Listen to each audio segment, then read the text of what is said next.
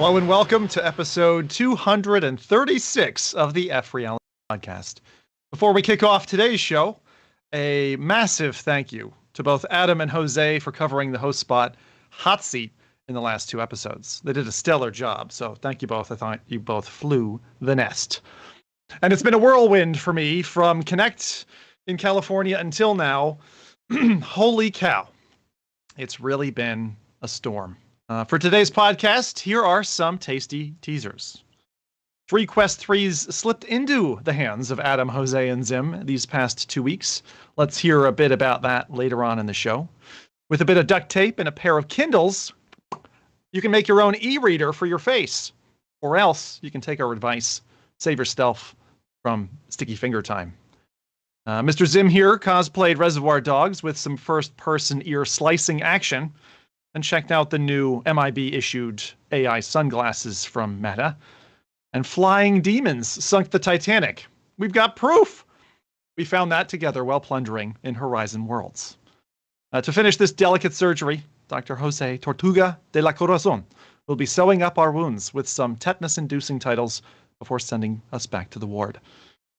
So given we've had a bit of fun in the sun, and come to bring you as a tanned band from VR Land, let's bring in the camera crew and get this crew's family jewels exposed.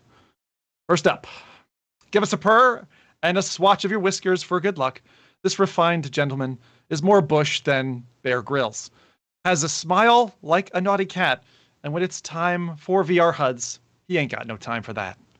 He's always busy automating and updating, underlining, and transmogrifying data. This science professional brings measurement and hypothesis to our lives.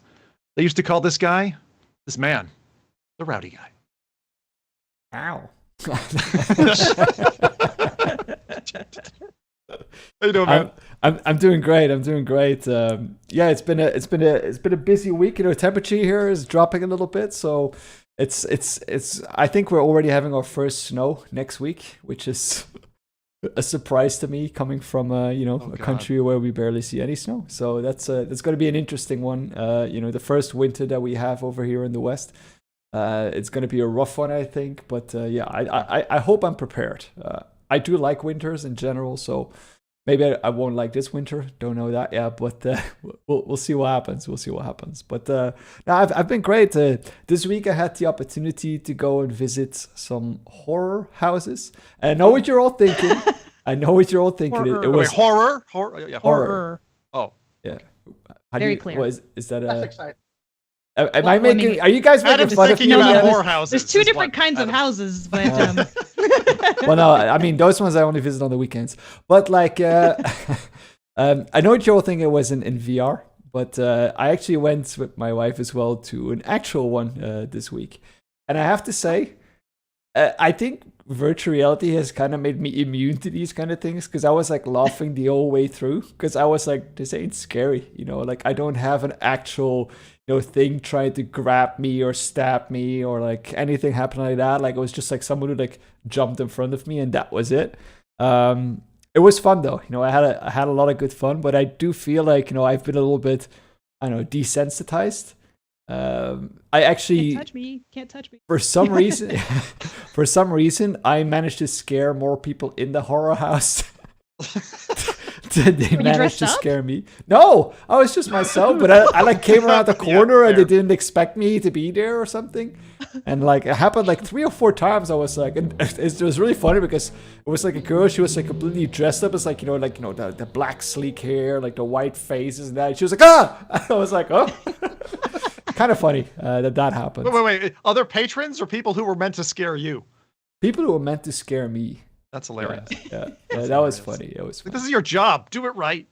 To be fair, AI researchers are terrifying. So yeah, exactly. Like, I can imagine like you're in the dark room. AI researcher. Yeah. Coming to take your job. No. I guess they gotta be a little bit sensitive, right? It's 2023 after all, so can't push people's boundaries too much these days. Whereas back in the day, you could have a running chainsaw, like right in the horror house. Yeah, well, we did because normally it was like they had like it was like in a field, like a giant field. They built like a maze there, and then you had to like go through the maze and stuff. But they had like different nights, and we went to the adult only night. So I was hoping to see like some sexy zombies and stuff like that, but apparently it was just scarier. Just alcohol, disappointed. Right? Just alcohol, yeah. Sexy zombies, half naked zombies coming after you. Yeah. And I saw a llama. I texted you, Sim. It was a llama there as well. It was a field with llamas and kangaroos and stuff like that. I figured that was just the Google search image. I didn't know that was alive. No, it was real. Maybe I should have pet it, like stand next to it, but definitely selfie with llama. That was not a good.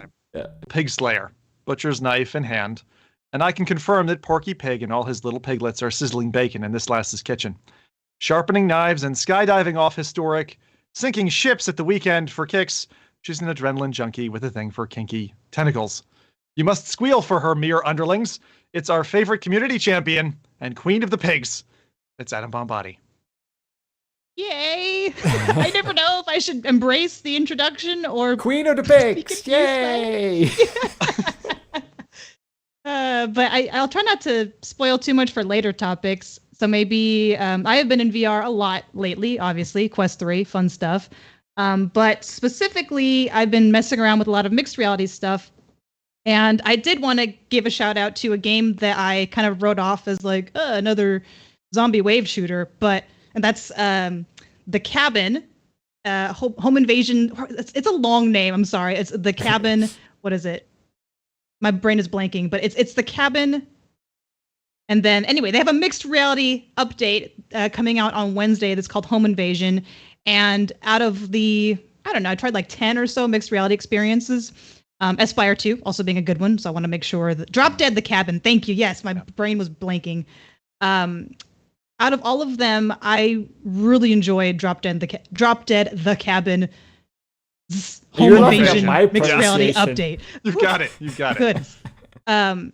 Why? Because specifically, they do something really special with the space settings that Meta has. So if you label your doors, your windows properly, tables and furniture, it utilizes them really well because the zombies will actually, like in my living room example, they would actually come out of the window, and I have a couch right underneath it. They would stand on the couch and then drop down a further level onto ground level. So just little things like that made it so cool. And obviously, you want to prevent them from actually being able to get in most of the time. So I had 3 doors and I think 4 windows in my particular setup. So I was just constantly like looking back and forth and pretty much panicking most of the time.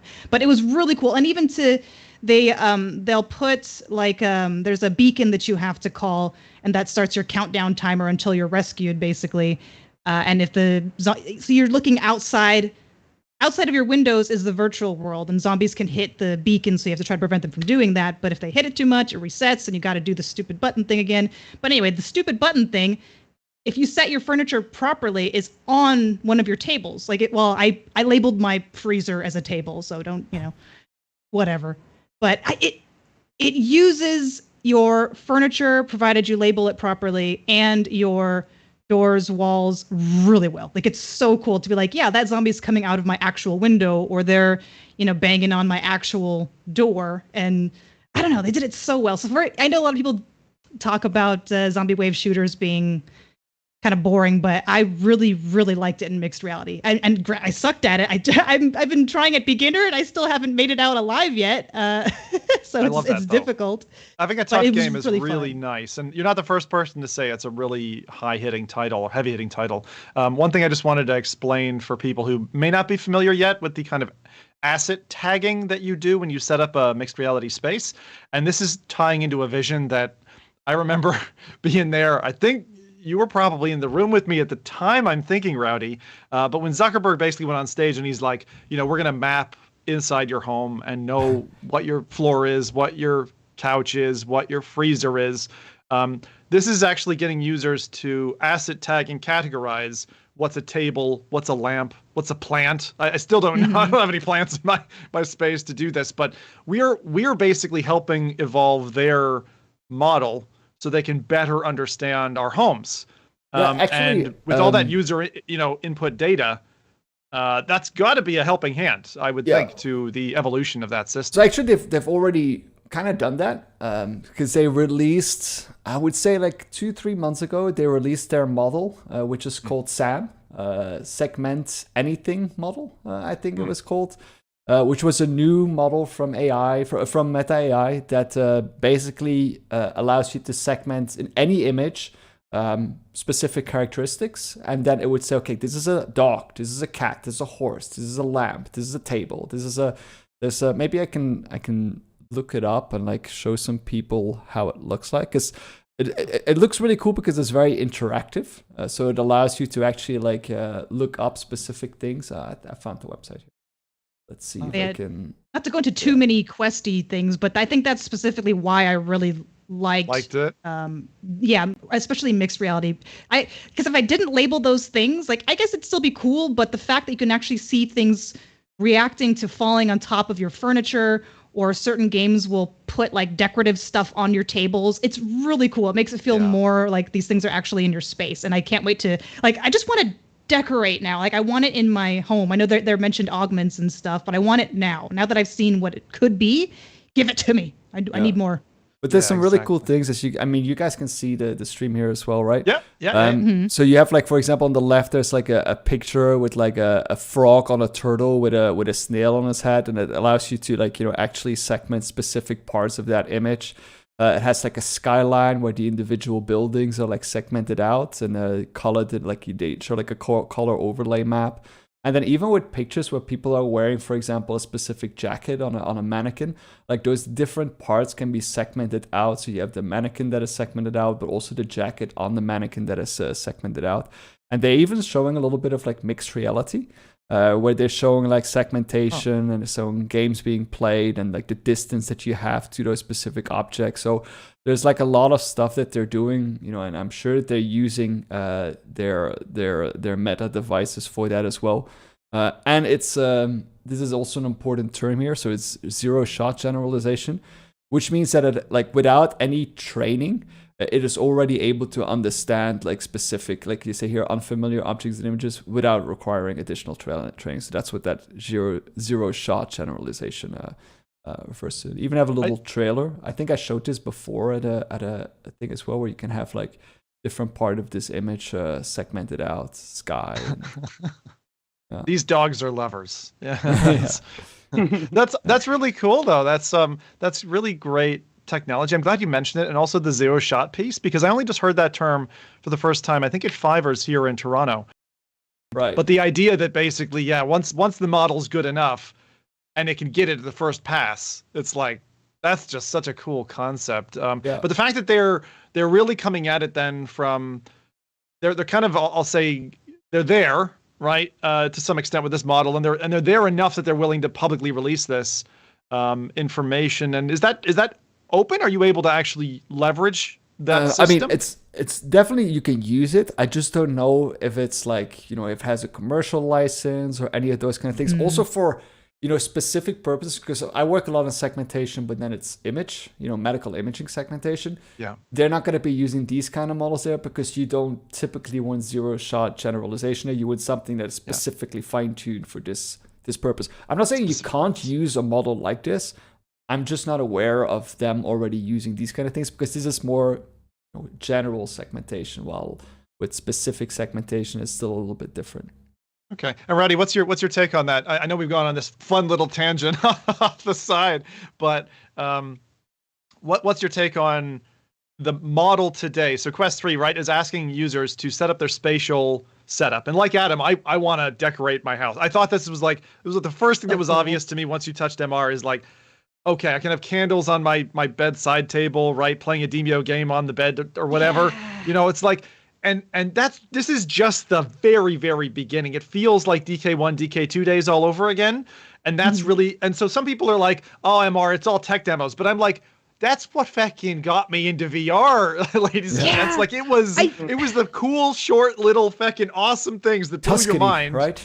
I hated Tuscany, but yeah. It's gonna sound really dramatic, but I've been having so much fun just playing with all that mixed reality stuff. It almost feels like when I first got into VR for the first time, just being able to play and experiment, and I'm like, this is really cool, and I can't wait to see what other stuff we're gonna come up with down the line. Like, I don't know.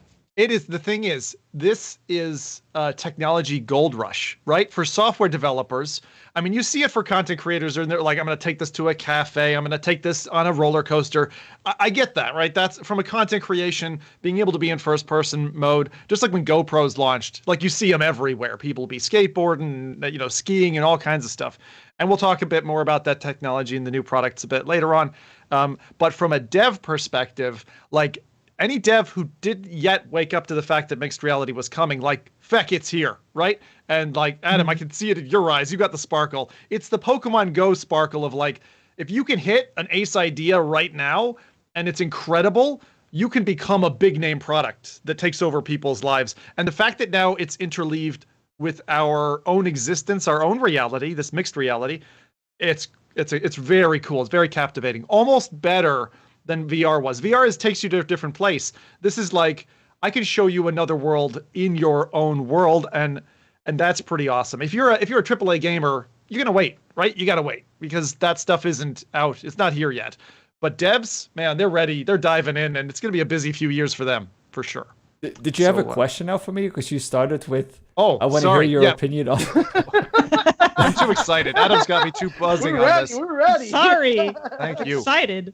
So the question was, do you think that Meta is leveraging, because they're intentionally, asking us to categorize objects in our environment, are they doing that purposefully to build on, through machine learning and understand environments faster, at a faster rate, kind of helped?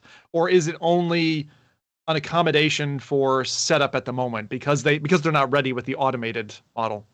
I mean, I would assume that they would use that because it's very common in these like very big kind of like data sets where they need manpower in order to classify specific objects. And if you can leverage, like a device that, millions of people have, that allows you to do that, at a very efficient pace. Of course, there's always, a level of that will be incorrect, but there's, with any kind of like, like the law of large numbers, when you have enough people doing it, you'll kind of like, you look not at like, every specific thing, but if it's labeled, specific times, a number of times, your certainty of it being correct increases. Right. So they've actually done, I think it was Google who did it before with their model for AlphaFold. What is that? So it's protein folding. I'm not entirely sure if AlphaFold was actually. Everyone knows AlphaGo, right? Like the model that was trained to play the game Go. You do know Go, right? Is it a Christmas special? No. Christmas special is a thing. It's chess. It's pretty much chess in the Western for Asian audiences. Yeah, I mean, it's way more complex still. Yeah, way more. I mean, they say it's like the game that a computer would never be able to play because it was so complex. There's so many strategies, so many things. But then eventually, like AlphaGo came out, which was trained on, millions of people's games, and then like trained that model on there, and they eventually managed to beat the world champion in Go with that. What they then did was they then had another model which was called Alpha Zero or Zero Go. Either one of those two, I forgot the name, which was trained not on human input, but just on like playing itself like billions of times. And it beat the model that beat the world champion 99% of the time. So wow. Jeez. Using that kind of like human input data is sometimes being used. But what I meant with that AlphaFold, which was the same model but then used for a different purpose, was based on the complex concept of protein folding. Protein folding, some people devote their entire years on a single protein folding, figuring out how the fold works, which has a lot to do with specific diseases, specific things. And when AlphaFold came out, they managed to do that pretty much like, I would say, like maybe overnight or in a week. They would be able to do something like that, which some people would spend 40 years of their career on a single protein. They managed to. So they put that scientific knowledge so much further with that kind of thing. And they're doing that sometimes with these kind of models where they have, a community to train and to, for example, look for specific things online in order to train those models using, massive user segmentation input or user classification input. Jeez. Wow. So we started the podcast with a Rowdy Science episode. Sorry. Thank you. For it. Yeah, all for it, definitely. But with that, and while Jose's still with us, obviously having some connection issues there, but saving the best for last then, if that's all right. If I can move on less, Adam had another piece to her highlight. That was awesome. That was great. No. So much excitement. No, that's good. So much excitement. Come back to some of that meta tech a little bit later on. But saving the best for last, this entrepreneur comes in yo-yoing like a pro with 1990s cassette tapes, hair strewn around his cabeza, excitedly greeting Pimax used car salesmen like those wiggly-waggly arm-flailing tube men. He's known to rip things apart just to put them back together, and he has more secrets and drama to share than Jerry Springer. So tune in, zoom in, and listen to our maddest mad lad. Ladies and gentlemen, it's Jose, the VR Tech. Yo, what's up, you guys? I'm so happy to be back. Hopefully the internet is, I don't know. I feel like the internet gods really don't want me to share my enthusiasm. And I've been like holding it back like a pressure valve. Just, oh man. I loved how you were talking about a gold rush for developers, but I wanted to meet that with even more enthusiasm. I would say we are in a bigger enthusiasm place than original virtual reality, because when virtual reality started, it was a concept that was also being reintroduced at the same time. So we were looking at new technologies and new APIs, new development forms. So engineers were really not a part of that conversation very much. Just a few tinkers, just like any new gold rush in the technology space. But that's different now. We now have, engineers in spatial technologies now, playing with these toys, and we're in a much more different landscape, unlike anything else. We are now seeing, and I'm glad that Rowdy explained in detail, but this is what people, you go back on YouTube and just scroll from like older videos forward and just search Internet of Things. You're going to find people talking about this 20, 30 years ago, about a world where people who are starting to realize that the digital world is much more realer than the physical. Yeah. So it's being able to see all these, I guess, pickaxes and shovels of this new digital gold rush. It's incredibly satisfying, and totally agree that right now we're so caught up in calling these things tech demos, but tech demos that have teams of engineers and researchers and spatial sciences, it may come across as a tech demo, but these are projects being built by multi-man team. And that's the cool thing about before and now. It's that we now have, I guess, infrastructure to turn gamers into data, right? Like all of these tools will eventually just rapidly accelerate unlike anything we've ever seen, right? Where companies like Apple had to actually sell a headset a cell phone and in order to get all these contextual data. We've never seen that happening with games before. So I'm of the opinion that there's more gamers than maybe like traditional people that, use a cell phone for normal stuff, right? I think that people that own an iPhone usually have 1 or 2 games. So I'm really interested in seeing games being used as the Trojan horse of the innovation. So I'm just super excited, and I'm so pumped up and ready to talk. You know where it brings me, Jose. Now, and then we're gonna get to this a little bit later, but there was a game that launched shortly after mobiles went through like that evolution with the iPhone and stuff. I forget what it was called. It was something like Zombies Run. And kids were using their phone, right? And looking at and zombies were chasing them. And there were a few that were run over because they were so compelled by just holding their phone up and seeing a zombie come at them, and they're running away. And they got captivated by this experience, and they get knocked down by a car. And the gamer in me just looks at that and goes, well, if that was compelling, wait until they try it in full-on mixed reality with a headset on. There's going to be more kids getting run over by semi-trucks. But, It's an exciting evolution, and I like what you say there, Trojan horse of games, because this is going to help to spoon feed the world towards. It's always the geeks, it's always the Gurks who just shoehorn the cool tech in so that normies can then enjoy it and be like, oh, there's I've got dangling dice for my windshield, but they're not actually there. You know, like while I'm driving on the freeway, there's got to be 10 more things that are much more impressive than that. But that's cool. What have you been up to in VR and stuff these days? I know you've got all kinds of stuff coming your way this coming month, but got any particular highlights?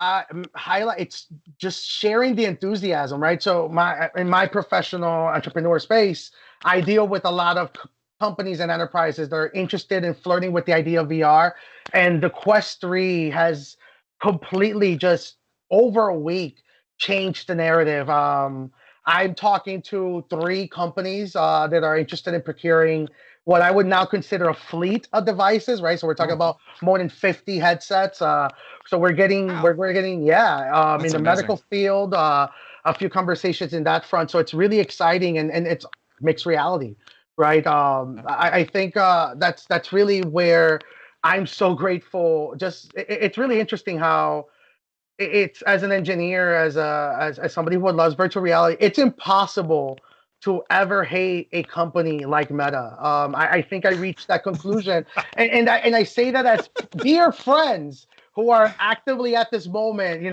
fighting that behemoth from multiple angles. But the absolute love that the engineers are putting in, Michael Abrash comes to mind. You know what I mean? Like, there's people that I'm listening that are really talking about really pushing the torch in that direction. And honestly, it's the same thing when I think of the DK1, DK2 models. I am now putting the Quest 3 in that same position as a advocate and lover of the Quest Pro for life, because that's, for me, the power tool. Being able to see the Quest 3 and understand, it's like, oh, wait a minute, this is the Quest Pro doused with sugar and candy. You know what I mean? And they're giving it to the kids. It's super exciting, man. Sugar-coated Quest 3. I kind of want to take my Pro and roll it in sugar now for Halloween. Quest 3. That's a Quest. You got yourself a Quest 3. So, and part of that, just sharing the enthusiasm, talking to a lot of companies, so that it's impossible to not be excited. And also spatial computing. We talk a lot about developers, but I go back to engineers. We are seeing projects of people who are rebuilding the operating system, which is something I've been talking about since I joined the podcast, who are now starting to see the Oculus Home and the Oculus Launcher, and they feel restricted. They feel upset that these are how they're being told to navigate, and they're going like, no, we're rebuilding this from the ground up. So now we're seeing what started in older computer space, right, which was emulation, right? Yeah. A lot of people forget that one of the first shareware was emulation for, replicating like a Nintendo back then on a computer. And now we're seeing that being brought into virtual reality, but they're actual straight up computers. I saw somebody who did a straight up, DOS computer, and they're doing just complete replicas, including the keyboard and the electronics, and each electronic that you see virtually has its own logic embedded into it, like a computer. So it's a digital microchip replica. Do you mean as like a kernel, like a launcher within Quest 3, or what? Yes. I'm trying to get the picture of what you mean. So there's 2 approaches to this, which is I forget his name, and I'll tag him into this podcast, but sure. There's some people, I don't know if you guys ever heard of Boot Camp, which allows you to run Microsoft Windows on a Mac-based computer. Just a second, Jose. Like, I'm hearing a crackle. I don't know if I'm hearing that. Rub off the chain, I think. I'll tell you what. Better? Is that better? Try take the chain off. Yeah. I would suggest, if you can, because I think what's happening is the mic is just rubbing on it. I've done that myself before. Is this much better? Yes. Perfect. Sorry about that. Move your head this way. Yep. Yeah, much better. Who's this guy now? I don't know who he is anymore. Sorry about that. But, no, you were good.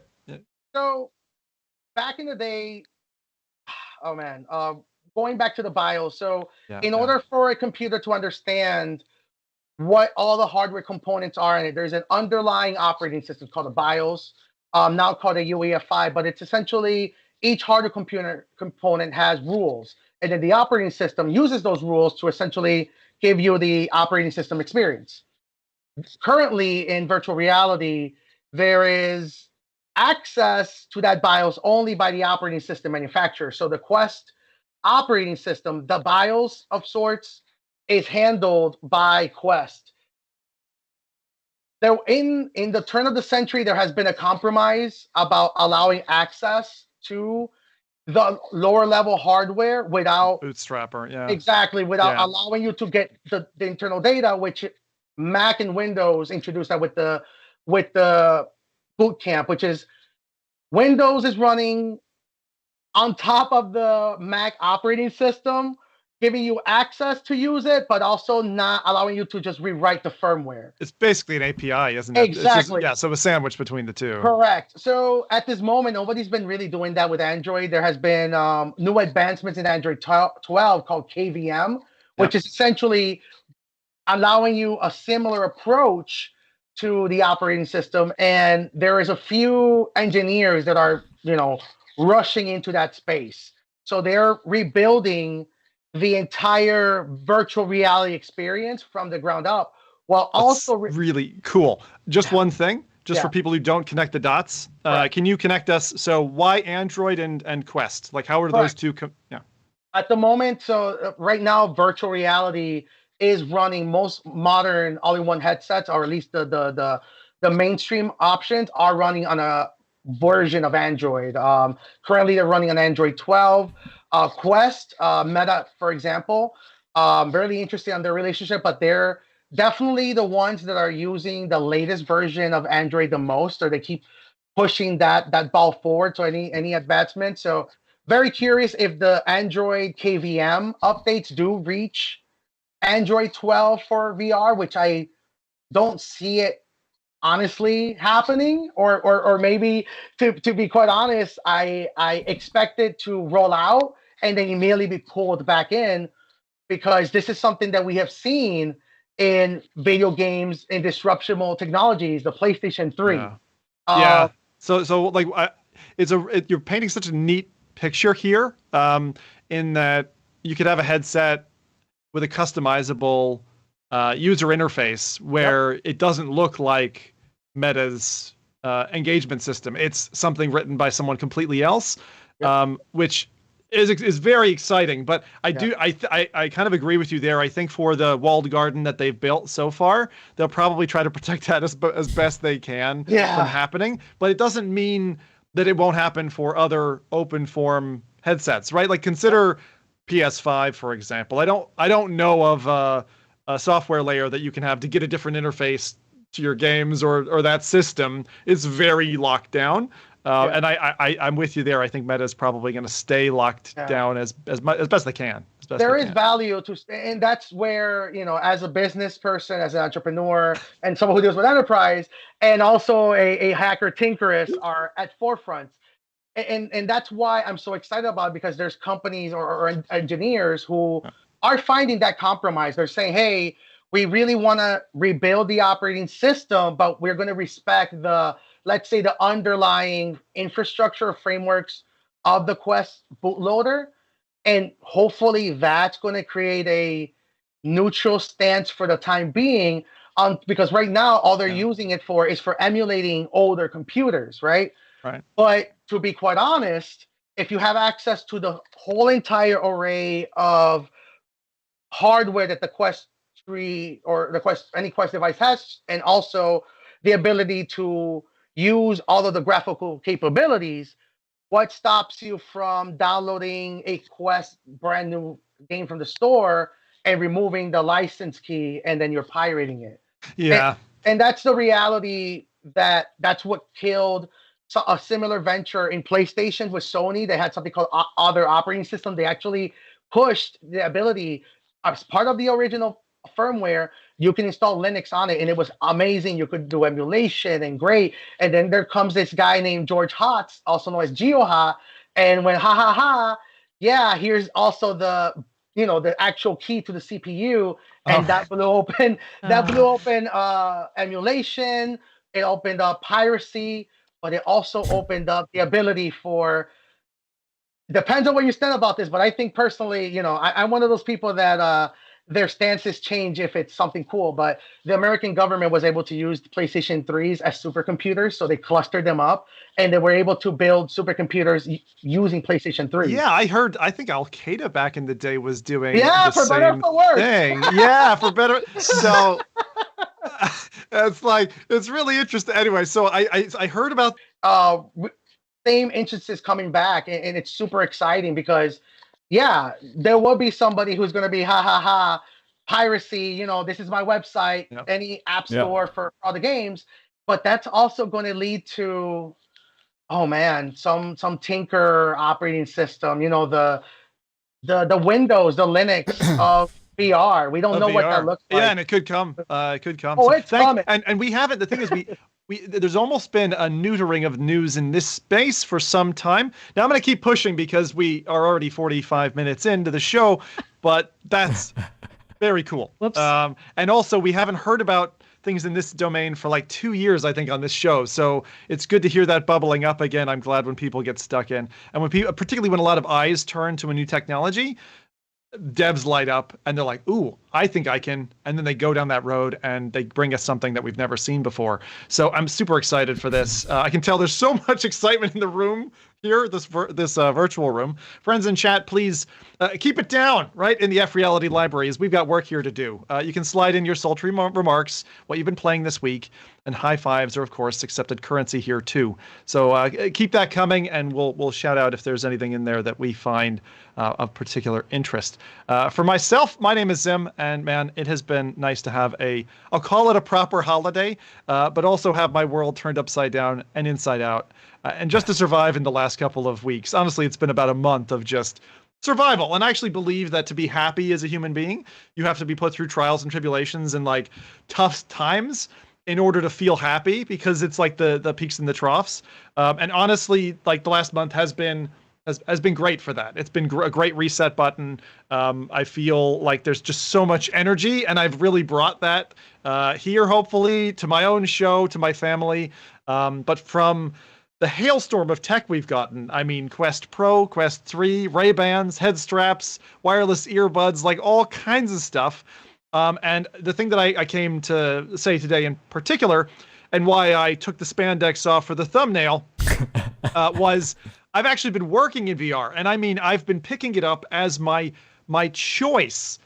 It is easier, it is more comfortable for me to work 3 or 4 hours editing a video in VR than it is dealing with the monitors in front of me, because it's like a 50 or 60 inch TV plopped in front of me. The resolution is better than my monitors. My eyes, I don't need glasses, whereas with my monitors, they're, you know, a meter away from me, and I need glasses to kind of just help sharpen things up that little bit. And so I suppose it's my pitch to Rowdy to say join the club, but for others as well who might have been thinking about it, yeah, we're actually finally there. This is the turning point, and I'm so glad finally work in VR is comfortable. So that's really cool. That's amazing. That's just, it's huge for me. Yeah, and you made Jose so happy. Oh, dude, I am over the moon right now, man. That's exactly. Oh, that's what I've been saying. Cherry on top, man. So, like, I undertook a gauntlet. This is like, as a streamer, you always try to challenge yourself to doing things, whether it's doing stupid stuff for the show, just for the entertainment of an audience, or something that really just drains your battery, right? I tried 2 12-hour-long streams back to back. So basically 24 hours of streaming in 48 hours, which was kind of an incredible feat for me personally. I mean, I'm not far off of 40 years old now, and I'd never done that before that much. I've done like a 16-hour stint in VR before, but I did it, and it was with relative ease. I did it with a soft strap on Quest 3. The Quest 3 battery was the biggest caltrop, I would say, that got stuck in my foot. I'd have to sit down, chat to the audience. It'd have to kind of charge for a time. I got lucky enough to have an early Bobo M3 head strap with the battery on, but still there's issues there with like battery drain. And I'll talk about some of that stuff in a little bit more detail later on. But that's a new achievement for me to do the back-to-back 12 hours. And with the MR stuff, like being able to take, my particular highlight was to take this thing outdoors, okay? take it outdoors, and I didn't know, I hadn't seen anyone else's content, or I don't think there were any, outside trials at that point, but I went out in direct sunlight with a Quest 3, and it just mapped in a parking lot. It just mapped, and it was grass. It was grass and cars around me, and it just, the thing tessellated. It set up a Guardian without me having to draw anything, and I was able to put a demo with a friend very carefully, obviously because of the sun, in basically in that setting. And it just blew my mind, because the Quest 2 would panic anytime it saw any direct sunlight. It would be like, I don't know who I am anymore, and everything would fly all over the place. And this was like really solid. So thinking about the Pokemon Go days, being outside with my family, I took a Synapse kind of shoulder bag, and I went to a haunted house with my family and some friends. Cute. Took the Quest 3 out, and my wife's like, yeah, feckin' do it. It was her idea more than mine. And she's like, why don't you just bring it, film inside? And I was like, this is never gonna feckin' work. I'm gonna walk in here, it's gonna lose tracking, end of. And it handled outdoors, it handled inside. It lost tracking for maybe 5 seconds, but it was about a 5-minute tour kind of all around. And then like a glowing pumpkin. We had flashlights in hand. It was kind of spooky. It was one of these easy haunted houses, not like the hardcore haunted whorehouses that we're going after. But but other than that, like seeing the characters, seeing other people walking through, it was nice, and it brought across on video this really cool sense of like being there. Oh. I did forget to turn off hand tracking, so the hands are floating around like ghosts. But that makes it a bit cooler, because you can see that it's like you're in a game, like like you're in a video game, but it's not a video game, or that's really cool. It just lit my fire up completely. I was like, wow, I need to do more like this. And then it led me to picking up, the Ray-Bans, right? So oh Lord, we'll talk about that a little bit later on. But the idea was, like, you guys know, I've been doing this hat cam thing for like 3 years or so, and I really enjoy first-person perspective unboxings and stuff. I just think it puts you into the scene. I saw a guy who was reviewing headphones do that for years, and I loved his reviews, and I loved how personal it felt. Immersive, right? And that capture I got glued to. So wanted to share that little tidbit with you, was just, do something wild and wacky. It's not just developers who can go out there and push boundaries. You can too. Pick up a Quest 3 and go try it. Be very careful with your lenses, the only thing I'll say, as somebody who's burned a headset before. So with that, it is indie trial time. The Quest 3 brings so much that you can do. And there's another piece of this that I really, really love, which is it breathes new life into side quest, because side loading, developers tinkering, trials and tribulations, and it brings us even back to itch.io, stuff where devs can try something out, build a weekend code project, shove it up on the internet, and people can just play with it. And you don't have to wait for App Lab approval or main store approval. Like, it's just there. The point is, time to market right now is of ultra importance, and developers and creators and all that are trying stuff out. As I said, it's this bit of a gold rush, and I think that Meta needs to be a little bit careful, maybe loosen their QA, particularly for App Lab, just a little bit in the next kind of 6 months, because if they don't, well, SideQuest is going to do very, very well. And I actually hope that that's what happens. I hope that Meta kind of sticks to their QA standards, is a little bit gummed up and a little bit slow, and SideQuest kind of runs again away and becomes a place, this cornucopia of content that developers can share with us. And so, we can all just eat it like candy corn and just shove it down our mouths. So I'm very excited.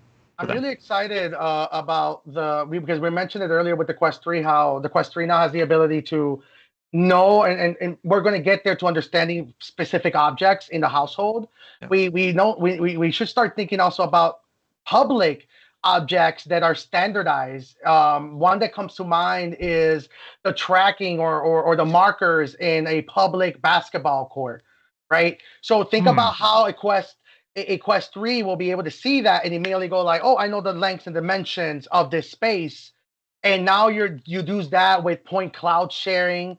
And now we're talking about Space Pirate Trainer with virtual anchors, quality assurance, and all of these APIs exist. Jose, you are speaking this man's love language. Like, if the headset could automatically detect the as you said, spatial anchors, the line coloring the size and dimensions of, share it across this essentially LAN multiplayer shared data networking that the Quest 3 enables. And actually Quest 2 has that capability now. It's inherited that. So you can even bring old headsets along, and there's going to be quite a few people out there with a Quest 2 they haven't sold off yet, and a Quest 3. What makes them the perfect candidate to go play some multiplayer stuff. But the thing that was always the tough part was the feckin' Guardian setup. So if they can make it even smoother, and this is why your music is...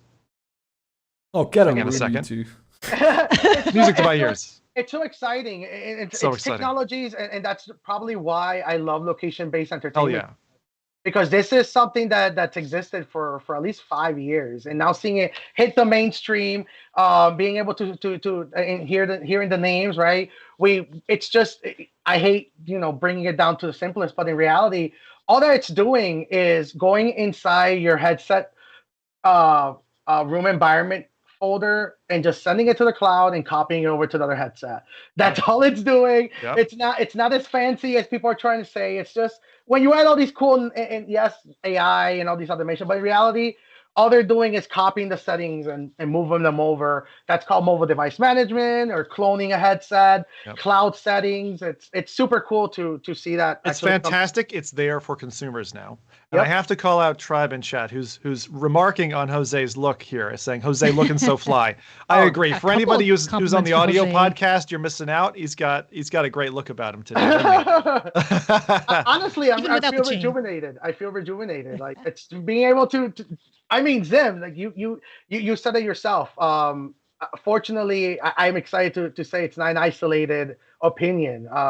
I've been getting text messages and phone calls from people like, okay, maybe working in VR makes sense. I've had people who own the Quest Pro and all of these advancements. I don't know if anybody's used the Quest Pro since the Quest 3 release, but it's yeah. That's the perfect.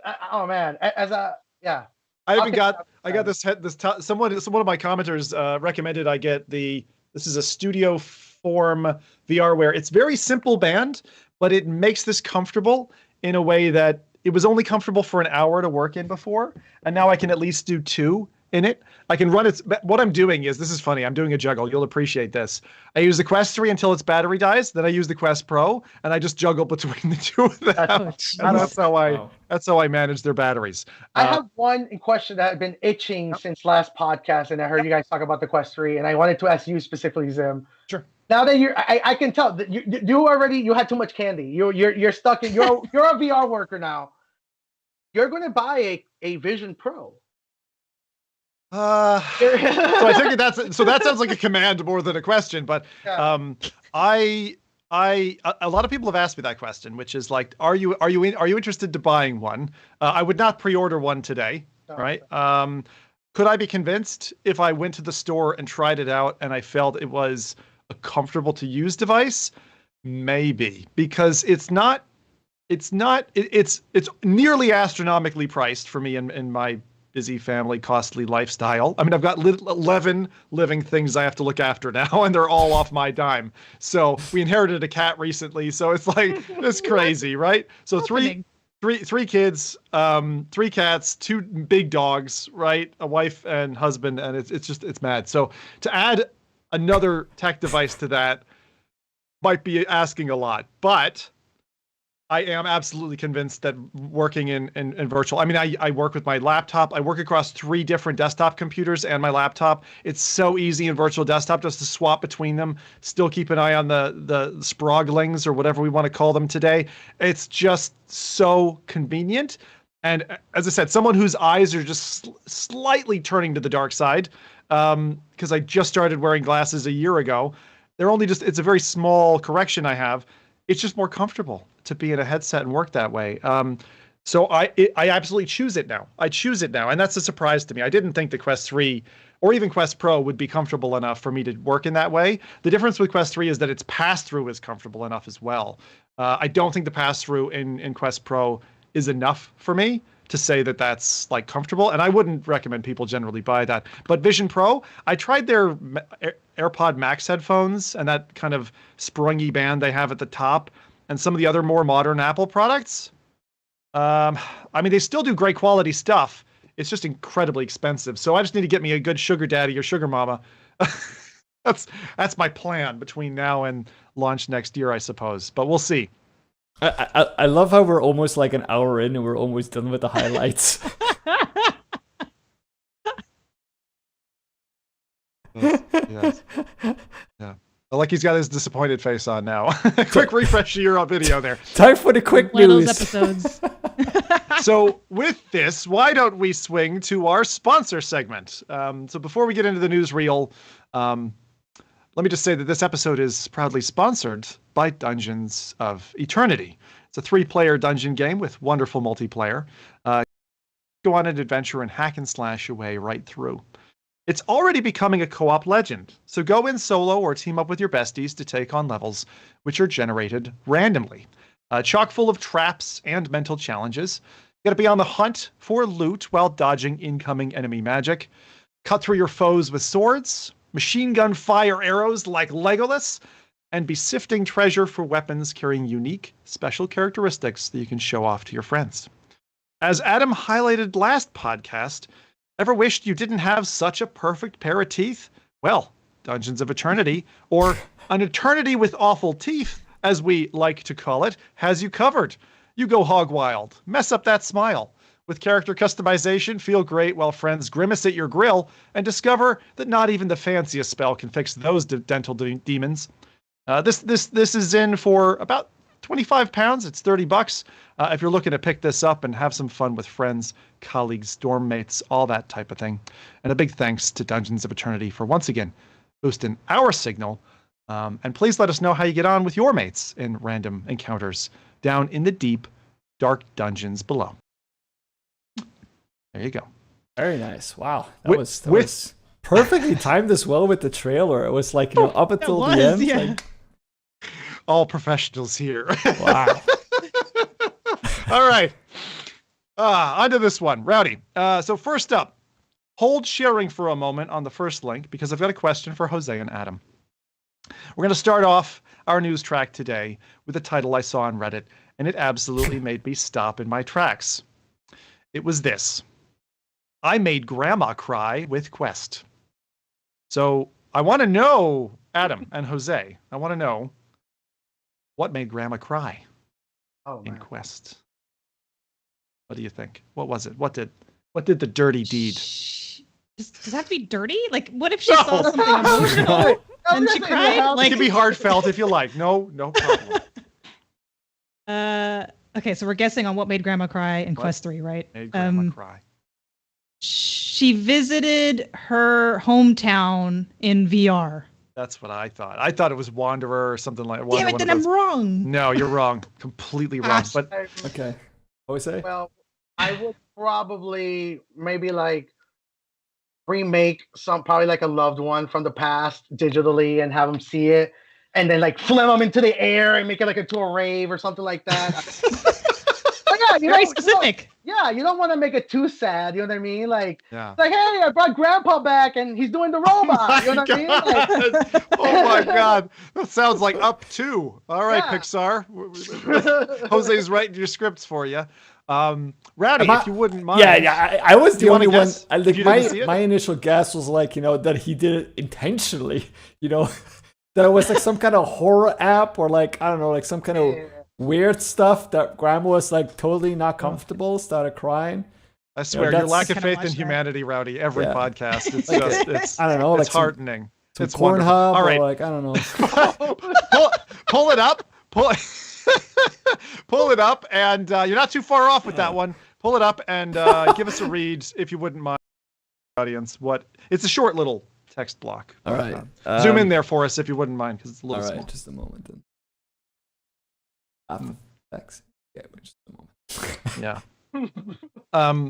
Well, the old control on the keyboard and scroll up with the mouse should work if you're looking to zoom in on a browser. I think it's fine. Perfect. So I wanted to make my 83-year-old grandma to try VR. I thought she would have been scared or surprised, but instead she started getting emotional because after so many years, she saw her hands without wrinkles. Oh, Thanks to hand track. It was incredible and oh. completely unexpected. She cared like zero about everything else. oh my gosh, it's so cute. It is, isn't it? That's so rough. That's rough. Yeah. Like, I think I will always, when I put hand tracking on, think about the wrinkle-free, I've always been joking about my noodle arms from Meta that they've given me. These definitely look like pasta noodle arms. But yeah, having grandma look at her hands wrinkle-free and start to tear up that just hit me right in the heart. I was like, God damn it, Cupid. Yeah, will grandma be my Valentine this holiday season? I sure hope so. People thought it was crazy why I only use wrinkly hands because I knew that was going to happen. So now I'm already used to it. I only use wrinkled virtual hands in everything I do. So Thinking ahead. Preparing yourself. Of course, I'm ahead of them. Mess up the teeth, wrinkle up the hands, Anything. Nobody will be able. You Yep. can slide comfortably into your lizard form in the later years. All my avatars are like 80-year-old, like faces, like gray hair. I'm ready for it. Very good. Well, speaking of questions, thank you all for answering. You had great angles to take into that one. But speaking of questions, there's one that I've been getting constantly since the streams that I ran, and that's about Bobo's head strap availability. So the Halo strap design, which took the world by storm and has a great kind of add-on for Quest 3 with the M3 and M3 Pro. But despite people really wanting it and loving the original one, availability has been a real issue. A little over a week ago, Bobo released a statement noting Amazon Prime Day had flooded and blocked them being able to sell, which I don't really buy as an excuse, but they've now said they're shipping their product to Amazon locations globally. The latest update is that they're now shipping to the US and Canada, and orders on the website at bobovr.com have opened to help alleviate the pressure. I certainly chuckled a little bit earlier today because they were posting pictures. I don't know if I shared this with you, Rowdy. It's on Picture, it's on their main Twitter account if you want to take a look. But there's pictures of the shipments going out, and it really looks like a drug cartel. That Oh, dude, that is Perfectly shaped. okay. If there's any Chinese companies, please, nobody wants to see the crate being put into the truck. I don't want to see that. It's such a weird thing. Marketing companies in China love doing that.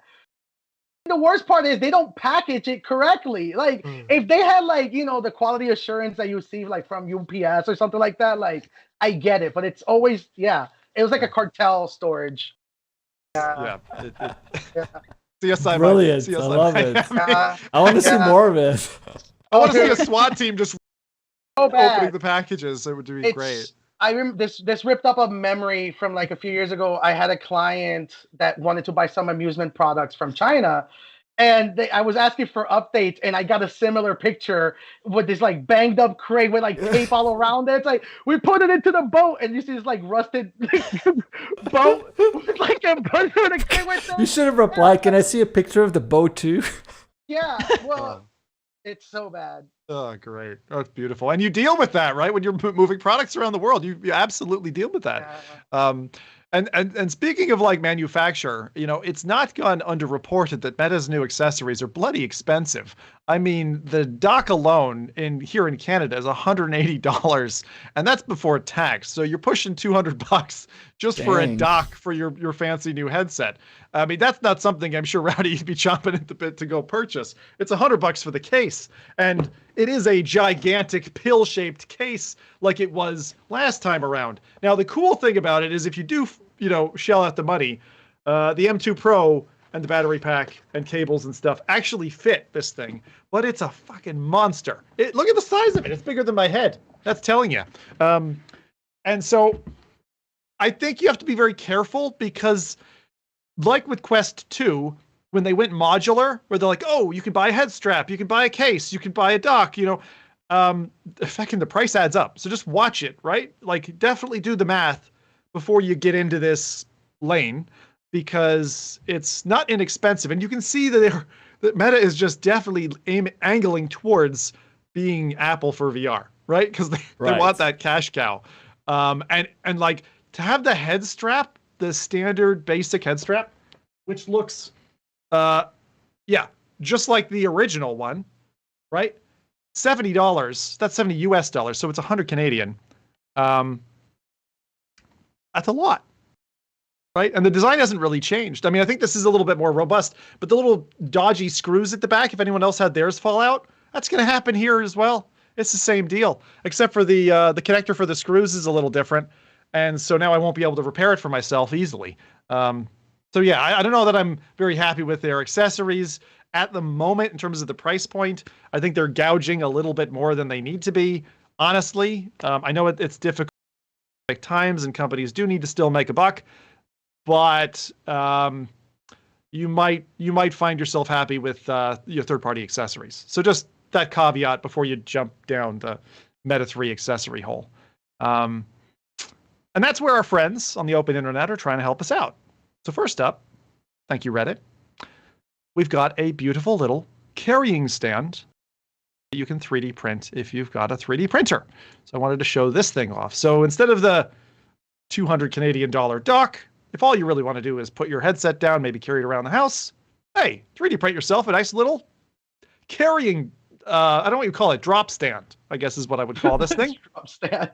To be able to carry I don't know. your Quest around. Now, answering a point that was highlighted in the comments, which I agree with, is it's well worth your while to pick up a lens cover of some kind, some type of lens cover, protect those lenses. So when you're carrying it around, you drop it in front of a window and you don't think about it, you don't fry your headset, because that's an expensive mistake. I always love that 3D printer. Like, I've been thinking already for years about like getting a 3D printer, but like at the same time, I find it hard to convince myself to like what purpose I use it. But every time I see this kind of stuff, I'm like, that'd be awesome if I could do that. Yeah. But like, then it's like, I don't want to buy like, I don't know, like a $600 or $1,000, high-end 3D printer, and then be like, yay, now I can print myself, this $12 stand or whatever.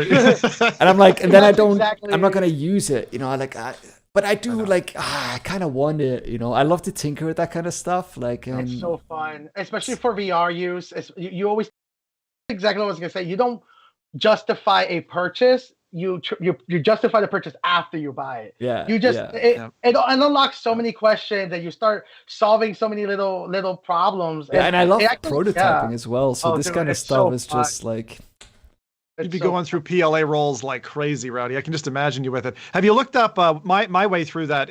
If you're in a decently sized town or something, like local libraries often have them. And can use, I think, for just the cost of whatever the material is to print. So it's pretty cheap. So there's options outside your home, but I know that the convenience of having it at home is great. I'll tell you, when you can homemade print a tasty burger, that's when I'm in. I want a food printer. I want to be able to just go like, print the food, let me eat the food. Print more food, eat the food. That's it. I'm done. Totally safe. Like a 3D kitchen robot thingy, like kitchen robot. You know what? My a local sushi place, they did that. They replaced the waiters with a robot, and they had it on the pamphlet. It was the most dystopian thing I've ever seen. They're like, come in, enjoy this enhanced experience. I'm like, I don't need the robots from like Lost in Space to be feeding me sushi. Thank you very much. Waggly arms and everything. But it's a little scary. That's where we are. That's where we're going. Awesome, I think. I'd love to get those. I mean, I love to cook, but at the same time, sometimes you don't have the time, right? So, like, it'd be so handy. And one of those in the house. Definitely do it. 3D print a burger. And on to another little nugget of Reddit gold. I stumbled upon a beautiful e-magazine that covers all sorts of stuff for, like, Quest 3. And like any 90s youth, I loved the JCPenney catalog like anyone else. You know what I mean? So it's Gabby's Guide. These are the ones who do this, and they've been doing it for a while, but I've only just run across them. Version 25 covers Quest 2, Quest 3, highlights on MR content, and hot damn, if you're new, go print this thing off and scroll through it like an Argos catalog for Christmas. Rowdy, if you're just trying to load this, the PC one will take a little while. It's about 200 meg. There is a mobile version for about 25 meg. You can just like load on the go or whatever. But man, it was really awesome. Sorry, Yanks, I think I referred to Argos there and like scrolling through it, but your Christmas specials and garbage jumpers and all that. I mean, they say I'm a judgy guy, but thing looks lovely. Like if I had a full-on color printer, like a decent one, I would print this thing off and just sit there browsing through it like on my bed or something, because it covers all the titles, it covers all kinds of stuff. So go check this out. This is Gabby's guide. We can include a link in the description, which I'll update after the show finishes. Because it says Gibby, right? Or is that Gibby's guide? Oh, that's a mistake. Sorry, Gibby's guide. You're right. It is Gibby. Sorry, and I think it's I wonder who well. Gabby Sorry, is. Gibby. Poor Gabby. Yeah, we are having some network connections today, aren't we? Okay, well, I'm glad that people are still putting effort into curating content, sharing easily browsable catalog over, and hopefully that'll give you some. It certainly did for me. It brought me to content that I still haven't played or tried in dates. Really, really handy. Great inventory. Very, very well organized. It's the best thing I've seen in that form factor.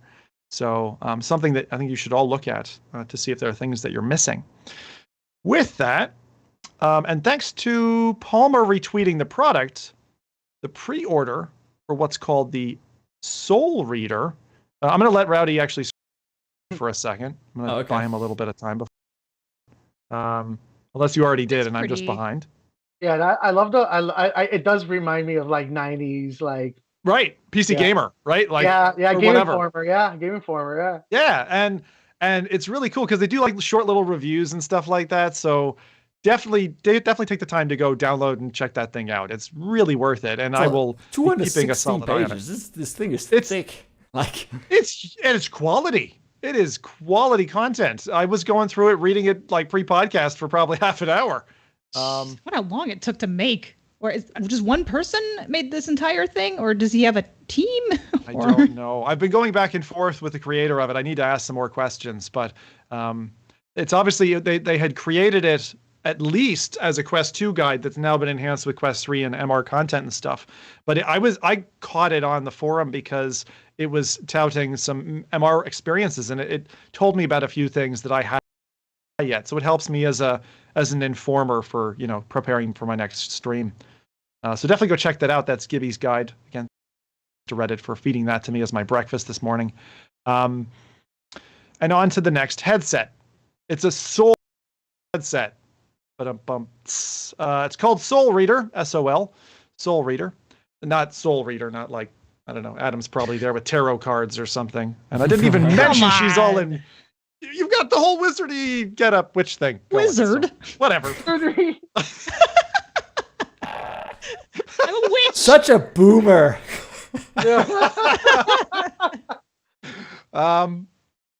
So this is an e-ink panel display headset in a glasses form factor that makes you look like Ray Charles.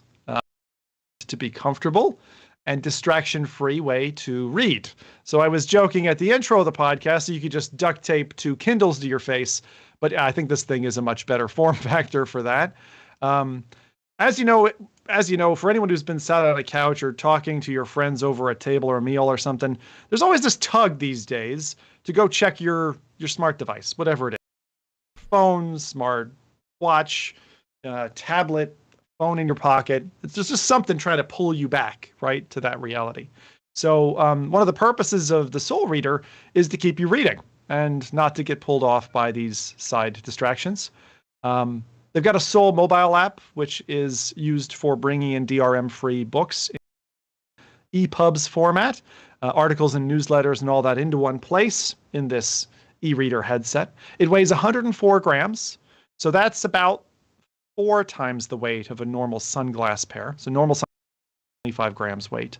The battery life is an impressive 25 hours, obviously thanks to the display nature that they've got, with a 2-hour charge time. And if you can read for 25 hours, put it on charger for 2 hours, and then pick it up for another 25, you're a better reader than I am. E-ink plus an ultra-low power processor is what it's got in the headset. And the e-ink itself, as you might know, is meant to give you a kind of like a paper feel, right? So it's normally not backlit. And in this case, they've got side lighting by some warm white LEDs. Okay, there's a link there, Rowdy, I've got to a picture of as well what it looks like in headset. because their website does a very poor job of actually showing you that. They just show a bunch of pictures of the dude on. I mean, it looks awful though. I'm gonna be honest. Like, it looks so the look bad. of it. Oh. Like, I mean, it just reminds me of, like, you remember, like back in the day where we indeed had those like 90s magazines, and you would put this like this new technology, like a 50-inch screen is now, and you had these like giant things, and then you were like, oh, I want this, and you tried it, and you were like, oh, this is bad. This is kind of what it reminds me of. Like, and I'm sure that the quality of like how it looks inside is probably going to be nice and good, but like, from if the it outside, looks like that, the appeal. Yeah, it really doesn't look like a product. I mean, it's obviously a Gen 1 product. That's what I would say from the look, from the external look and feel of it. And they're like, oh, it's black and gold. It's a black plastic, I think matte black plastic with a little square gold piece on the side. Like, this is where I think like, oh, this is cool. $400 I'll give it, by the way. I'll give it 3-4 more years. Exactly. It is, right? Entertain it at all. It's the other thing I would just say, a couple of other things, just to help people who are like big readers and might be interested. It's got adjustable brightness for the screen, pancake lenses. It's got a diopter, so you don't have a need for contact lenses or glasses, which can be a plus. And the thing that they're trying to say is it's more comfortable to read this way than hold a paperback in your hands or even a Kindle and just lie in bed and read on these glasses. But that's all it does. It does this one thing. I don't get, like, I mean, I read a lot, and like, I even find, like, I have a little iPad. I don't have it here next to me, but like, I have a little iPad, or it's not an iPad, it's like a really cheap kind of tablet that I bought like years ago, and the only purpose that I use it for is to load up some books on there, and I read that. And even on that, I feel like, oh, man, I wish it was paper. Yeah. Not just like, because you have those like, those like very expensive, like where it feels or it looks like you're looking at paper. Oh, turning pages? I think there's one like that now, right? You can like turn the page. Oh, no, I don't even mean that, but you have like the ones also you can write on that feels like paper. Even that kind of stuff. Like, I still often, when I'm reading a book, I don't know, I want to hold something in my hand and flip the page, and like, I don't know. It is just something about that experience, about like having a book. And of course, for productivity, the iPad or the tablet that I have is perfect because I read a lot of stuff. I pretty much read everything on there. But there is still something about holding a physical book. Like for example, vinyl is coming back. Like a lot of bands are bringing out. And there's something about, especially if you read a lot of books, you like books, you collect books, then there is something special about having that. And for pure productivity, sure, but then I want something that is as cheap as possible, that I can load a load of stuff on, and that I can just do the thing that I need to do on. Well, granted, Gary Tan's in the video, so that guy is associated with like, hey, this is a marketing money run, right? This guy's like, literally go on Google, put his name, and you'll see like a bunch of crypto and a bunch of like investment. Oh, really? I didn't know him. I didn't know him. So this is a financial play. When it comes to e-ink in itself, Palmer Luckey has been talking about this. At least Bradley spoke about it a while back. I think they were showing it at CES. It's a cool concept. I think it's really cool for companies now starting to notice that we're going to be in a world of multiple form factors to build a specific ability. But I think that doesn't mean, hey, let's try to replicate every single capability. I think they could have easily, if they're going to be transcribing text, they could have easily done, like, I could give them a freebie. They could have easily done a Morse code to text encoder glasses. For people that are visually impaired. And yeah, of course, it's e-ink. Wait. I'll say that again. A Morse code. I totally missed that concept. So text to Morse code, right? So for people that are visually impaired people, right? I know people. Do you mean Braille or do you mean Morse code? Braille. Yeah. Okay. Right? So Braille is South African barbecue, Rowdy. Sorry. Yeah, so that's actually a Braille. Sorry, that is a industry that's now looking at spatial technologies. That's always been a personal rule for me philosophically about spatial computing. It's the blind in virtual spaces, right? Yeah. I feel like this could have been a really good opportunity for them to say, hey, it's based on e-ink, but it's meant for the visually impaired. This is spatial navigations or a bunch of cool stuff that maybe you do need. Smart. Yeah, I don't and really, just I'm just even to thinking quickly we're going to mention, talk later about it, but Hey. a smart glasses could absolutely do that with the spatial audio. You know, they could definitely enhance the experience for someone who's visually impaired. And I'm going to put a pin in that Yeah, and move that that's- till later. But yeah, Rowdy, go ahead. just a quick mention. I need to educate you native English speakers again. It is not Braille, it is Braille, because the inventor of Braille is Louis Braille, which was French. Yes. So I'm not the one mispronouncing things here. I understand. It's a Louis Braille. eh? Go back to your horror houses.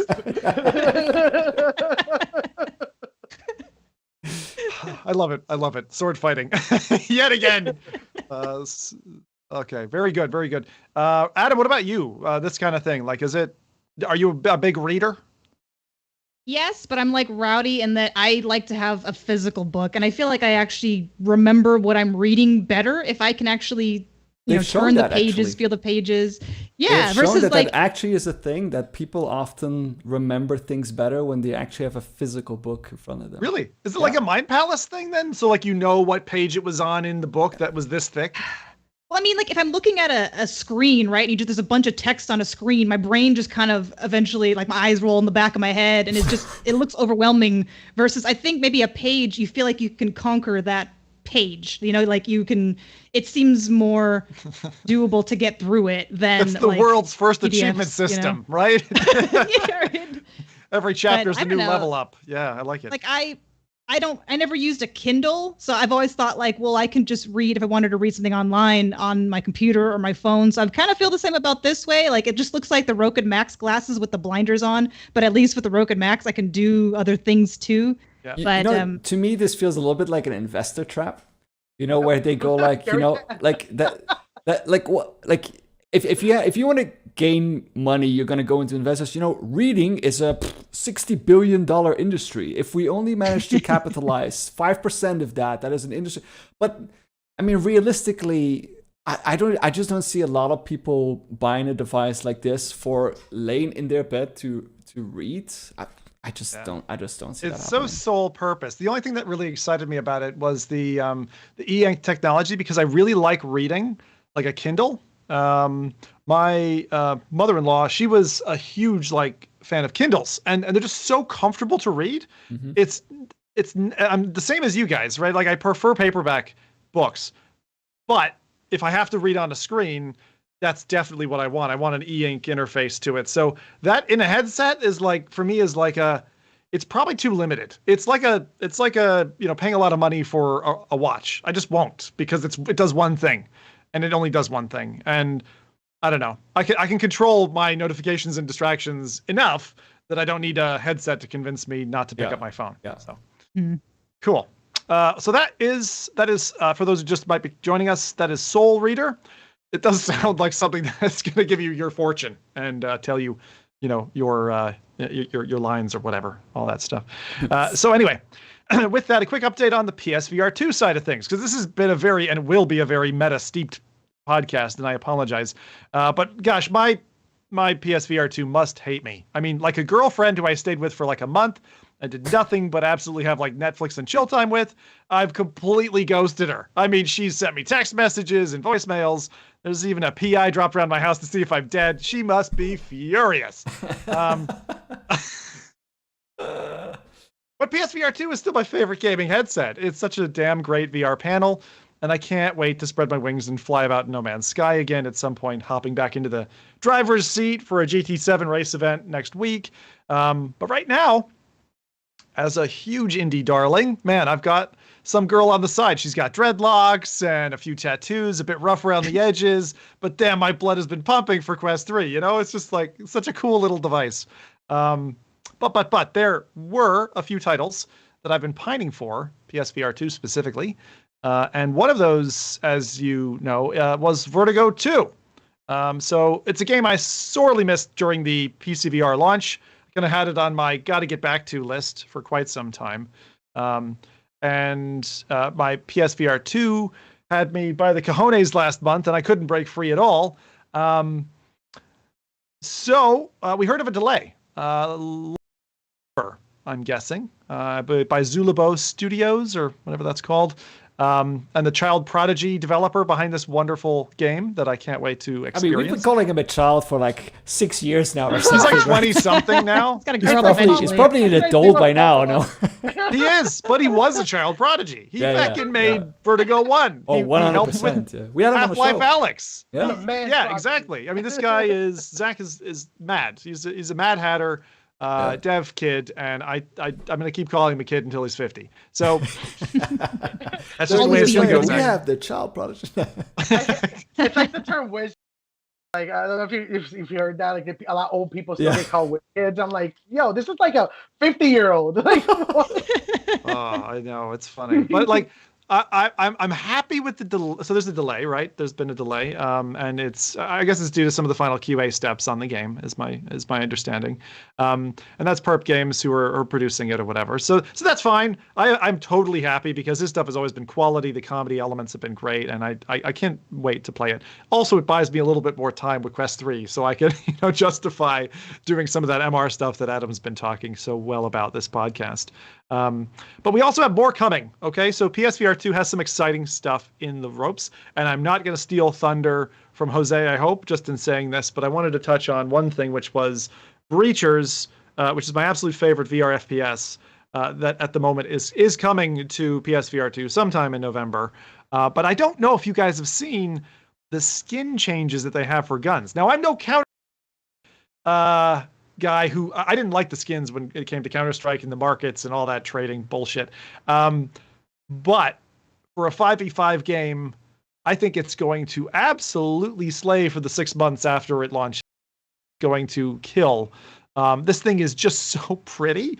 The gameplay is so bang on, and provided the moderation system doesn't stop Zim from talking the way he normally talks when he games, which they added, I think, a month ago, then man, it is on. And I feel like Firewall, again, kind of like they did with Solaris versus Pop 1, they just landed at the wrong time. Yeah, they got there first, but within a month or two, a mega game hits and just wipes them off the face of the planet. Honestly, I think that's what's about to happen to them again, and they're going to feel like the most unlucky studio out there. How do you guys feel? You all played Breachers before? I think so. Yeah. I have not, surprisingly. I haven't. I just haven't tried it yet. We'll pull you in when it comes to PlayStation. Then maybe it's a really good team game. And I say that I've been there with my wife, and like it's really fun. It's just a fun game to play. It doesn't have to be super good necessarily at FPSs, but the team part is awesome. Like you can drive a drone in and like tell people's positions, and so squads of 5 people have like slots. You can have the person who's like kind of playing defender or backup or support. You can have the point people who are really, really good at shooting, and then the strategians. It really works out very, very well. And it scratches that itch that Firewall did years ago. And so just to throw them a little bit of a shout out, right? They are trying to fix things. So Firewall has patch 1.10 that's just launching, helping out. Apparently profiles have been getting reset, which to me is a complete nightmare. Lose all your progress and stuff. So safeguards to help prevent that happening, and fixing pistol attachments, which apparently were floating around. It's not enough for me to go and try it. I haven't even tried Firewall Ultra, and it was the reason I bought my PSVR 2. I'm going to sit on it for a year, and I'm going to come back, and it's like, then I'll, right? If it's still alive and they haven't shut the servers off. Yeah. I was going to say, a lot of people are probably going to do the same thing, and I don't think it's going to be around in that year if everybody does the same thing, but... They're still a decent sized studio. They still have the breath from PSVR 1 actually still propping them up. Firewall is a great PSVR 1 title. They may or may not end up canning Solaris 2. I don't know. I'm just hearing nothing about that. They had teased it before. I get bad vibes about that whole thing. I hope First Contact doesn't end up falling off the face of the planet as a they need to just focus on quality. They need to focus on the quality experience, So there's that. And then, of course, PSVR 2 recently reminded me, or Sony reminded me, that it'll cost $60 Canadian for another year of service. So yeah, PS Plus, you're eating me alive, and you're gonna have to start coughing up some free VR games to earn your keep around here. And I'm surprised we haven't seen that yet. We haven't seen the monthly games, like new VR titles come out that have been a couple, like give us all Horizon, for example. Give us things that pretty much everybody owns at this point. Just dump out some quality things, but help prop up VR a little bit, because some people are worried about the amount of titles coming out. I'm not personally, but I think that when it comes to PS Plus, you need to feed your VR audience too now. It's a big thing. It's a part of the future. So Sony, that's my little message to you on that one. I have one more little tiny piece of VR news then, and then we'll go into the kind of main round tables. This is a quick update on PC VR from Gunmen Contracts. So the dev has put out a new devlog, right? And the game's looking brutal. Who we've talked about before is A&B Seth, showing gun modding, knife throwing. And I don't know if you all remember, but man, Hitman 3 was such a massive pile of disappointment for me personally. Yeah, it was. I love being a naughty dude in games. Absolutely love it. Like my real life dude, straight edged, follow the rules, be a nice guy. In games, I'm very much like Adam. Thank you. Stab you in the back, cut your throat, leave you in a dustbin, you know. What can I say? I have my reputation precedes me. It does. Sorry, I've been really nasty to Adam this podcast. All intended. And you'll know why in a minute, but anyway. I think Seth's on a path to give us what feels right, whereas Hitman 3 looked right and felt terrible. I really think that moving from a Half-Life Alyx mod to a completely standalone title is the right choice, but it's also a feckin' hard-ass road. That is not an easy conversion for a dev to do. Go build your own feckin' game engine, you know? So most devs wouldn't try it. I want to tip my hat. It's looking like it's got teeth. I'm glad about that. And I hope we can, misbehave in VR in just, I don't know, months, years. I don't really care how long it takes. Give us the goods. And that's Gunmen Contracts. If you haven't actually tried it yet, you've got Half-Life Alyx. Go try out the original mods. Totally worth doing and super, super fun. Makes you feel like a badass hitman. So there you go. So dear friends, we've had field testing time. This is time for our report cards. Both Jose and Adam have been tinkering away with Quest 3s, and I want to know a couple of things on behalf of our audience. I want to know your first impressions. I want to know how that evolved into how you feel today in the seat, and things that you'd suggest our audience members check out.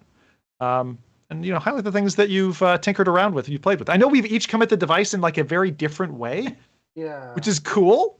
So Jose took his apart. There's like parts over the First thing, just It's open like, it yeah, up. it's not working anymore. Like,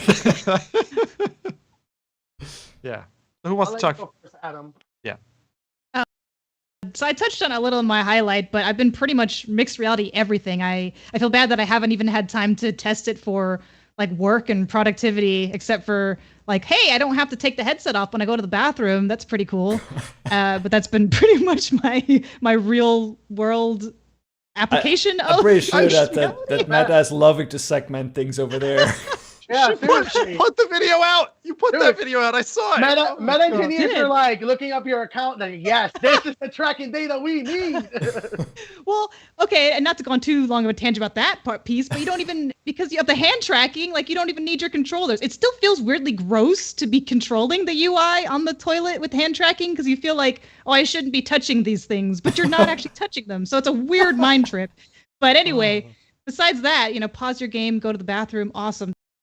That I have been trying a couple of VR titles, but I haven't been doing the like Quest 2 to Quest 3 quality comparison because I've just been in mixed reality so much. But even just putting on the headset for the first time, I did notice graphical clarity when it came to text, and that was really good, because sometimes with the Quest 2, it's not as bad because it doesn't have, have to fiddle with it as much. But with the Quest 3, I felt like it was even easier to just find a comfortable spot, put on the headset, it just stays there. I liked the default straps at first, but then after a while, like after I started going through longer play sessions, which can only be for like 2 hours really for me, or just for the battery life, because I don't have a powered strap yet, it does start to kind of put pressure on the back of my head. Like I can relieve pressure from the front by loosening the straps, but it still kind of feels tight in the back. But it's I would say still better than the Quest 2. So that's an improvement. You're not the only one. Just to talk to the audience's remarks on the last video that we did, the last podcast. Some people have come back and said, like, Zim, I have no idea how you spent 12 hours in this thing because this thing is garbage, right? So it is turning out to be, I think, from a broader community reaction, bit of 50-50. I'd say about half people who get the headset are like, the strap is not comfortable. I need to replace it immediately. And then there are some people who are still in my camp who are like, oh yeah, it's a comfortable head strap. And I'm still in that. It's one of, if I had a couple of different shoes, I've got my hiking boots, I've got my comfortable cozies, I've got home slippers or whatever. It's like the slippers at home one. It's super easy. It's compact. It's comfortable for a time, but I agree with you. A secondary head strap for long form comfort is better. So, yeah, I mean, it's better than the Quest 2 head strap for me, and that the Quest 2 one would just slip off of my head physically. I don't know what it was. Maybe my hair is too clean or it's too shiny, but it never felt secure. Yep. At least this one I know will stay on my head. So that's, yay, good. Longer hair and bald people had a lot of problems with the Quest 2 strap for that reason. It would just come off. Yeah. Scary. But on the mixed reality side, like I've been trying everything. Like I said, I tried Drop Dead, The Cabin, Home Invasion, got it this time, which has been one of my favorites. But Aspire 2, that I'll admit that I haven't played their VR version at all, but I've been trying their mixed reality missions, and that is a close runner-up for one of my other favorite experiences, especially because I have different rooms in the house that I've been utilizing, and that's another thing I really wish that could save. I haven't figured out yet if you can save multiple space wall setups. It doesn't seem like it, so I just tried to map out as much of my house as I can in one giant room, and that kind of works, but it's got its limits. Yeah, do you have, I tried to do that as well, but I had one big problem, was that the main menu was like upstairs. And I'm like, where the feckin' where's my menu? And I couldn't I only have a one-story house, so maybe that. Yeah, but multi-floor is a problem right now for me. It can do stairs, it can map stairs and stuff, but it doesn't really work, which is too bad. But that's cool. So when you do that multi-room setup, one of the things you need to try out, Adam, at some point is spatial ops. If you have if you have two headsets now, like try with your husband, whatever, it's really worth doing. It's worth setting up. Complicated, but the main thing is if you're doing that, because you have to turn the Guardian off, people, if you want to do spatial ops, because some people have been actually emailing me about this, like, how do I set it up? It looks so easy for you. You have to keep the same corner, because that one you're disabling your Guardian, but the steps are turn your Guardian on.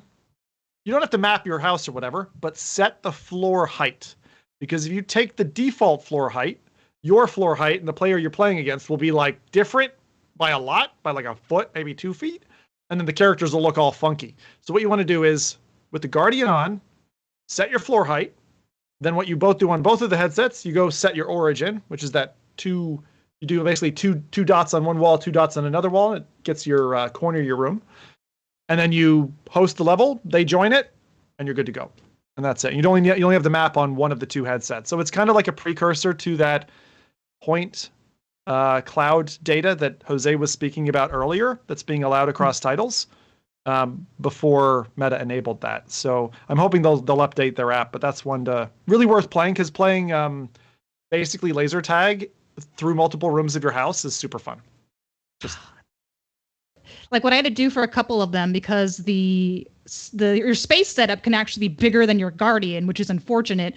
So sometimes I'd have to pick a smaller room just so I could actually successfully trace around outside that room, so that like it wouldn't put a key item that you have to push like outside of your Guardian, and then it just turns off when you leave it. So I also have, developer mode and all that stuff on my headset. So I have turned off the Guardian a couple times for it, because I'm like, what? I can see through my headset. Like, why do I need the Guardian in mixed reality if I can literally see my space? So I kind of wish that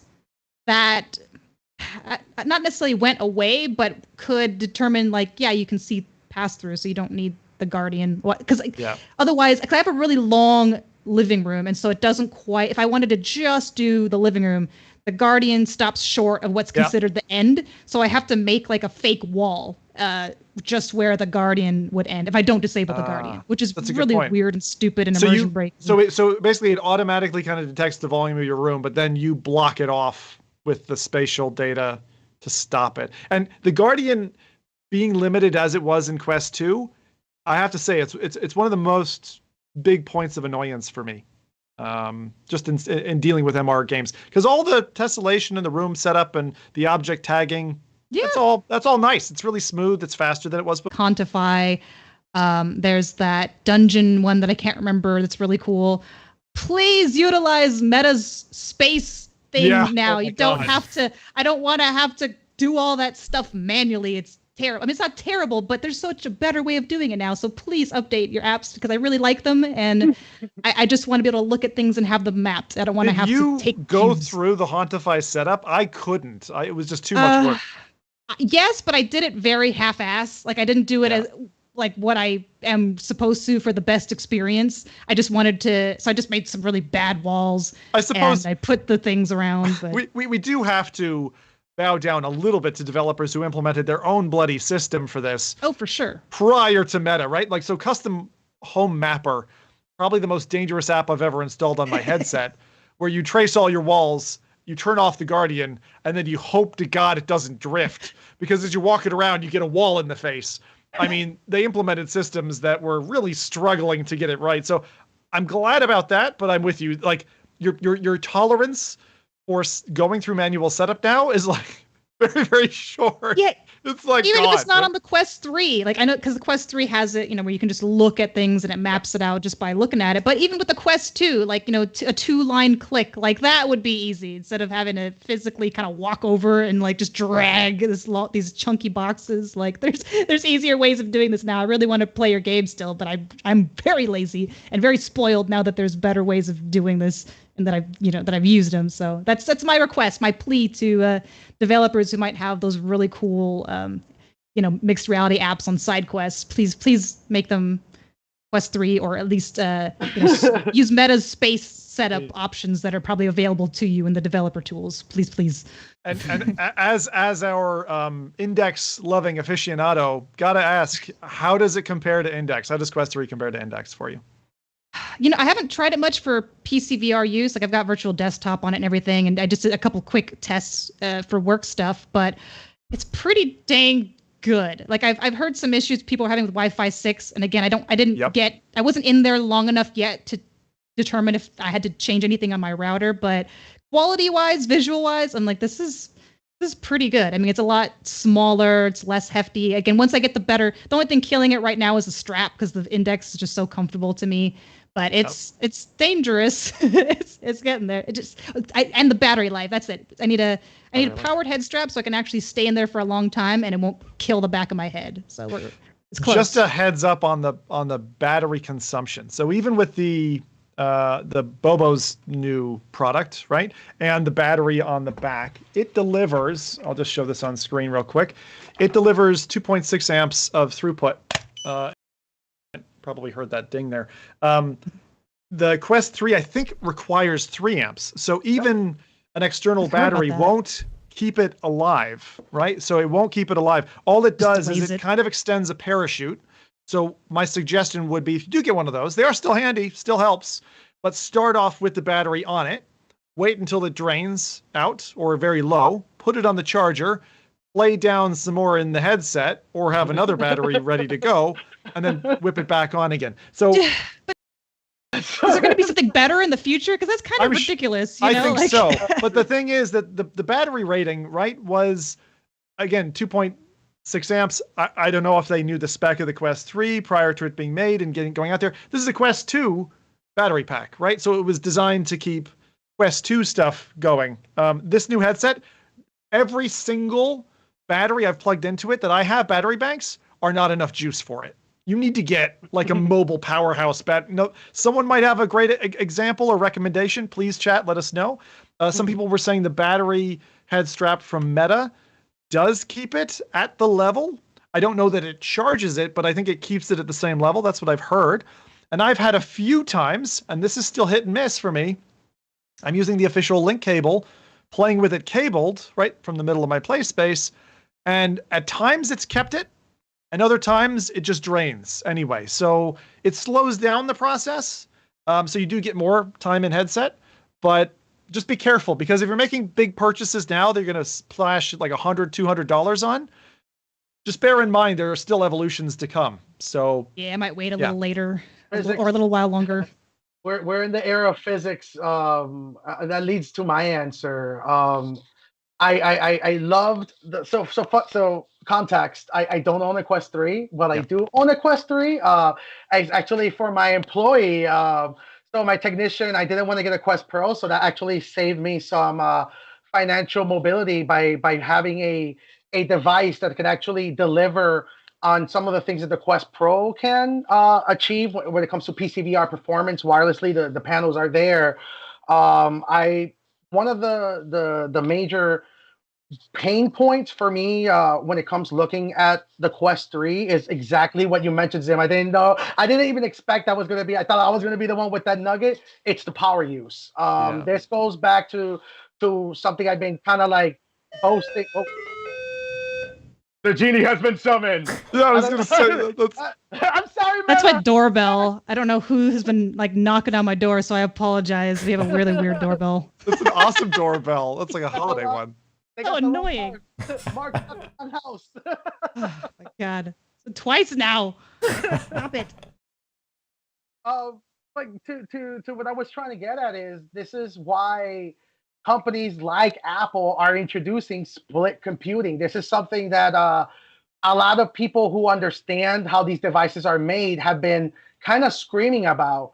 We are now at the problem with battery use versus mobility. What's the point of having a built-in battery pack if your headset's going to last you about an hour and a half, 2 hours at best?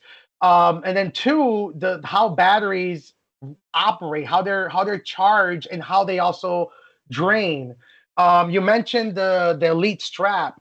The Elite strap is using the technology called fast charging, which is usually used to charge a battery up to feed the headset itself, meaning that it won't be able to do both at the same time because of a limitation of physics.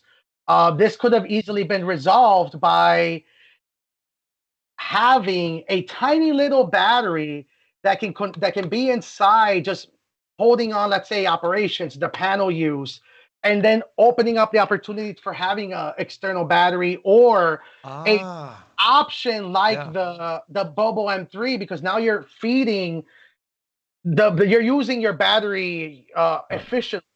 It's a problem that it's going to be met with physics. That's it goes kind of also, if you're a nerd, it goes to why the CPU on the Quest 3 is called Orion, right? It's the one chip to rule them out, because this is more than likely the last spatial computing chip that's going to be all running off one, because physics are now into play. That companies like Apple are going to be using external batteries and so forth. Hopefully my camera and my microphone is working. It looks like we've got you anyway on audio, Jose, so that's good. So I just wanted to sprinkle in a couple of updates, because the longer you spend with a product, I think things come out of the woodwork, right? So in terms of the headset itself, as I said, the biggest thing for me is the fact that it's changed how I work, which I wasn't expecting at all.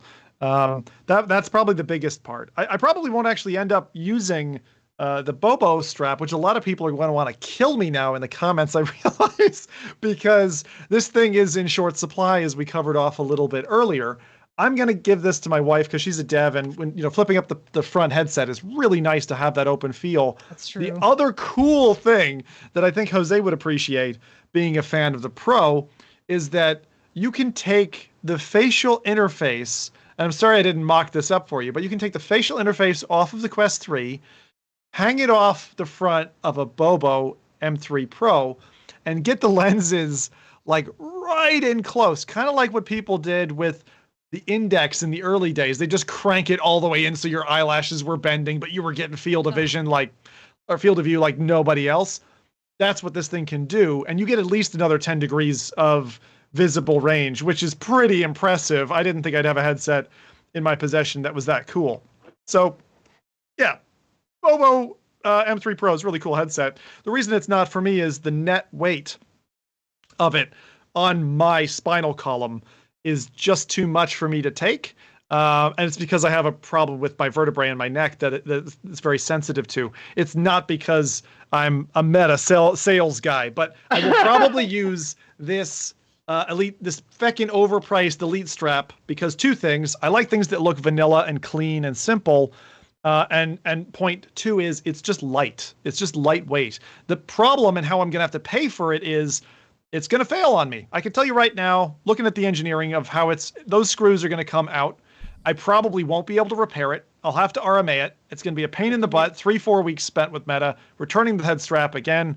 But for me, with a sensitive neck, that's my only path right now that makes sense. When other third-party straps come out and people throw things at me or whatever, I'll test those out, see if there's a good head strap for like 40 or 50 bucks. 70's crazy, in my opinion, for a piece of plastic with some screws in it and some springs. It's just too much money. Come on, Kiwi, hurry up and get your stuff out. Exactly. Yeah, Kiwi. I think it just barely got a Quest 3 maybe like last week or something, it said. I'm like, how? You'd think they would have got, well, I guess probably Meta doesn't want them to, they want you to buy their products, their expensive Those companies headsets. always have, they're scrambling for, 3D models of the headset so that they can get the connections with connections going. But so that's Meta Quest 3.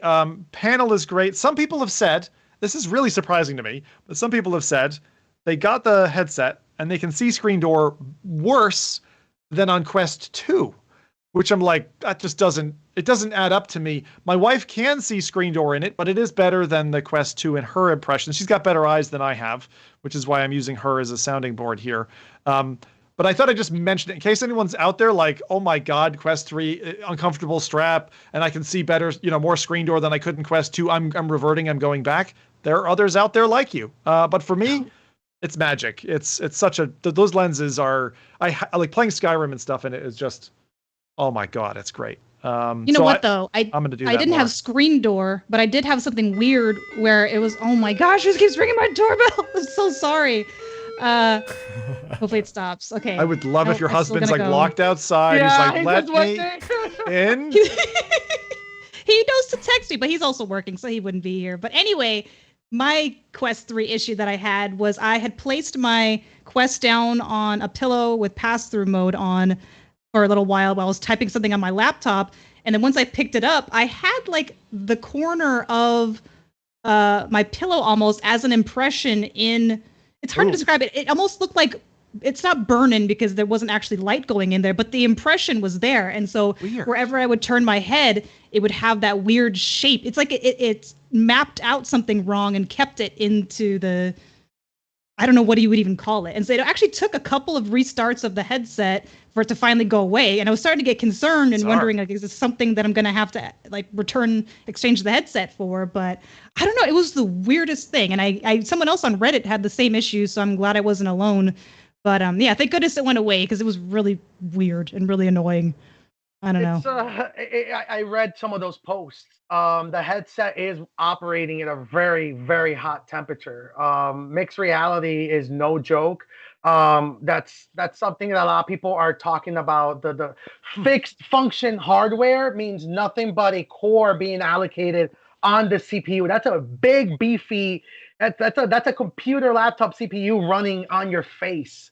And the hotter one section of that chip gets, it's going to affect other functions. It could be, that on itself is going to probably affect connections to the headset itself. The warping of the lenses, that's actually the one that I noticed on the Quest Pro. It's a tiny issue.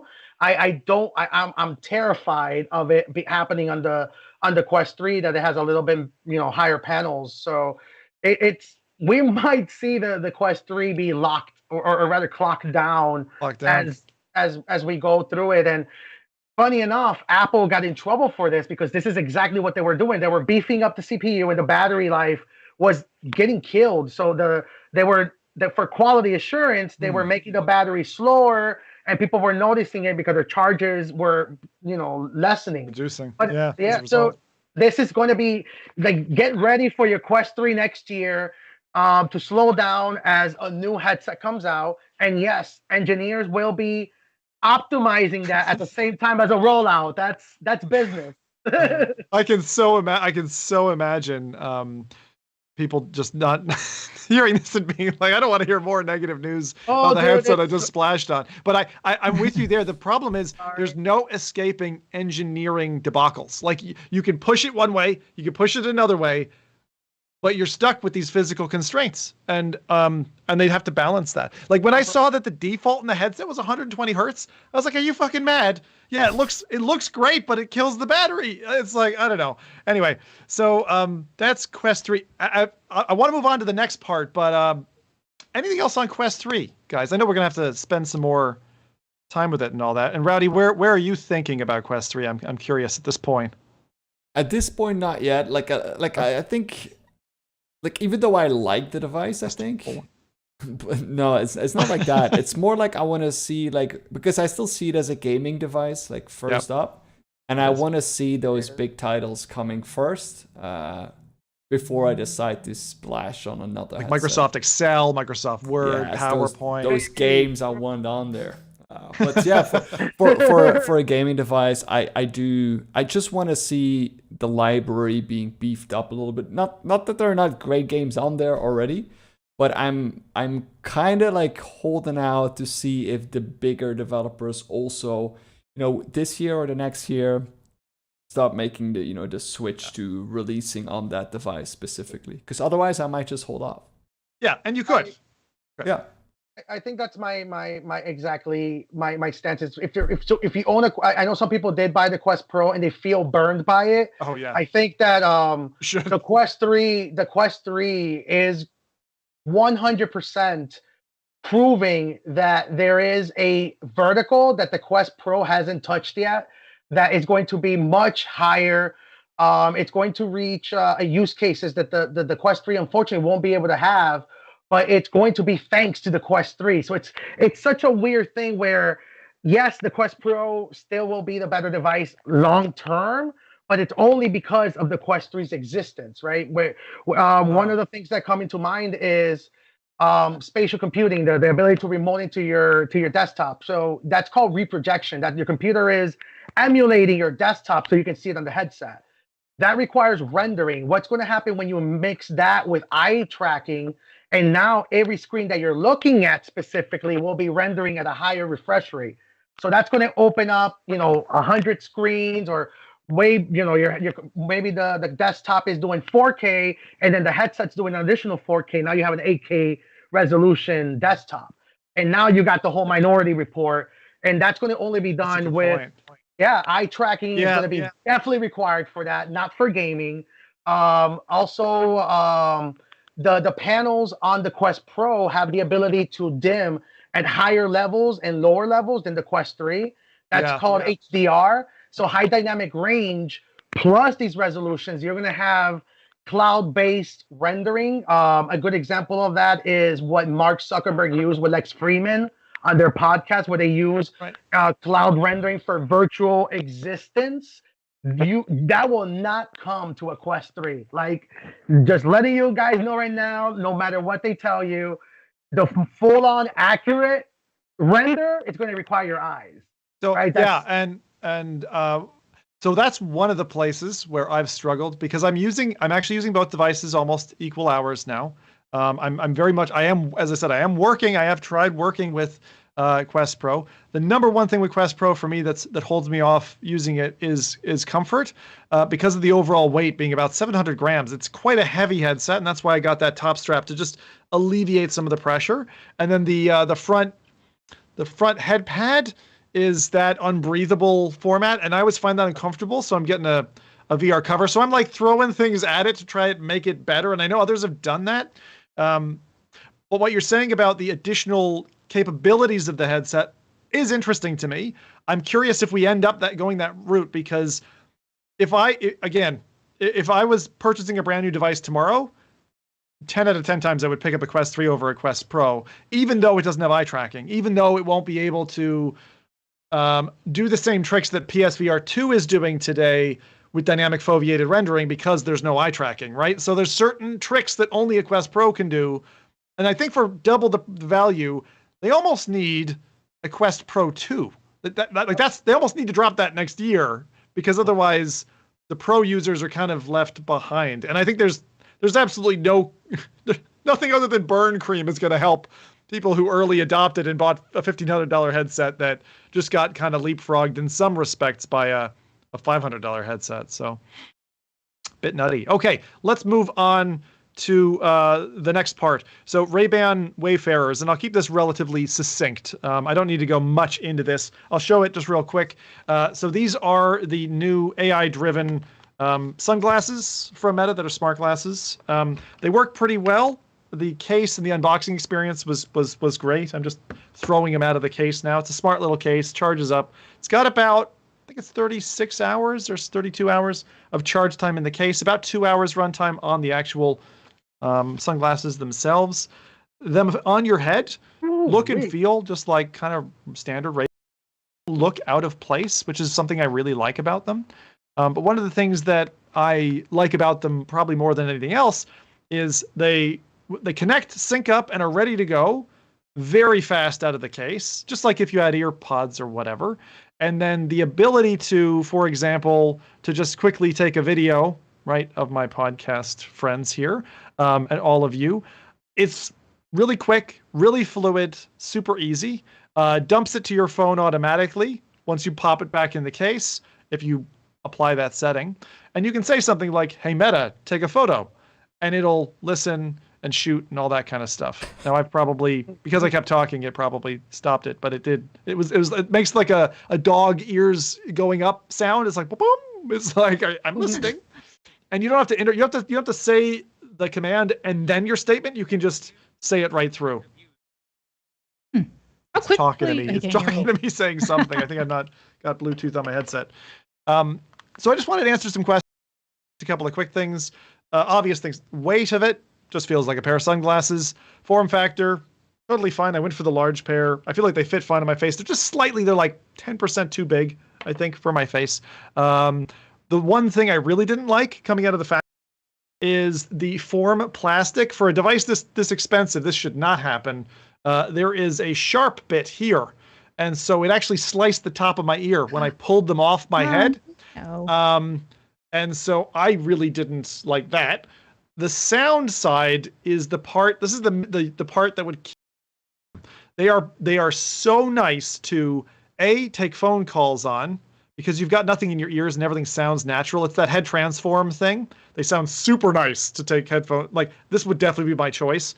And then to listen to music, as I said, you get about 2 hours listening.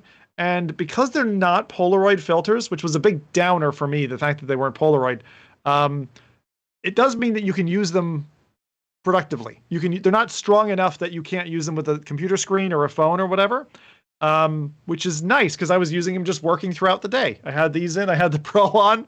It was crazy. I was doing this like multi-layer tech thing, and it was comfortable, and I was totally fine with it. It's still 400. Like, for me, it's 400 Canadian dollars, 420 Canadian dollars for a pair of sunglasses that have these advanced features. Asking him the weather, the time of day, all these like simple little things that you'd have to like look at something for. It's just really convenient. Is it worth the money to kind of have staying power in this household? At the moment, no. These are going back, right? I really am impressed with them. I'm going to return them today, in part because of the comfort factor, because of the ear slicer. I just don't like that. That's bad. Yeah, honestly, I was of the camp that I wanted a pair and take. Yeah. And I don't know that, maybe I could take it back and return it, but right now I'm just like, am I going to use these enough? Especially given the fact that I already have a recording solution to do first person in my house. Even with my laptop, I can connect my hat cam and do hat cam walkabout, first person perspective recordings. And for me, it's enough quality. The quality of the video and the captures are both, I'd say, borderline between good and great. They're really good. You can zoom in, they still look good. And that's true for the video and the audio. If they could stream to Twitch and YouTube, I might change my mind, right? Streaming to Instagram and Facebook, like, fuck off. I don't care about those platforms. You and can only stream to those two? Like, doesn't... Yeah, I could probably engineer a way to do it. I bet you now I could probably find a way to do it through like a restream thing. So you'd basically stream to Facebook and then have it pick up the capture. And so tinkerers out there, give it a shot. I think it's totally worth for those in, North America. Best Buys are great for... How are they as sunglasses?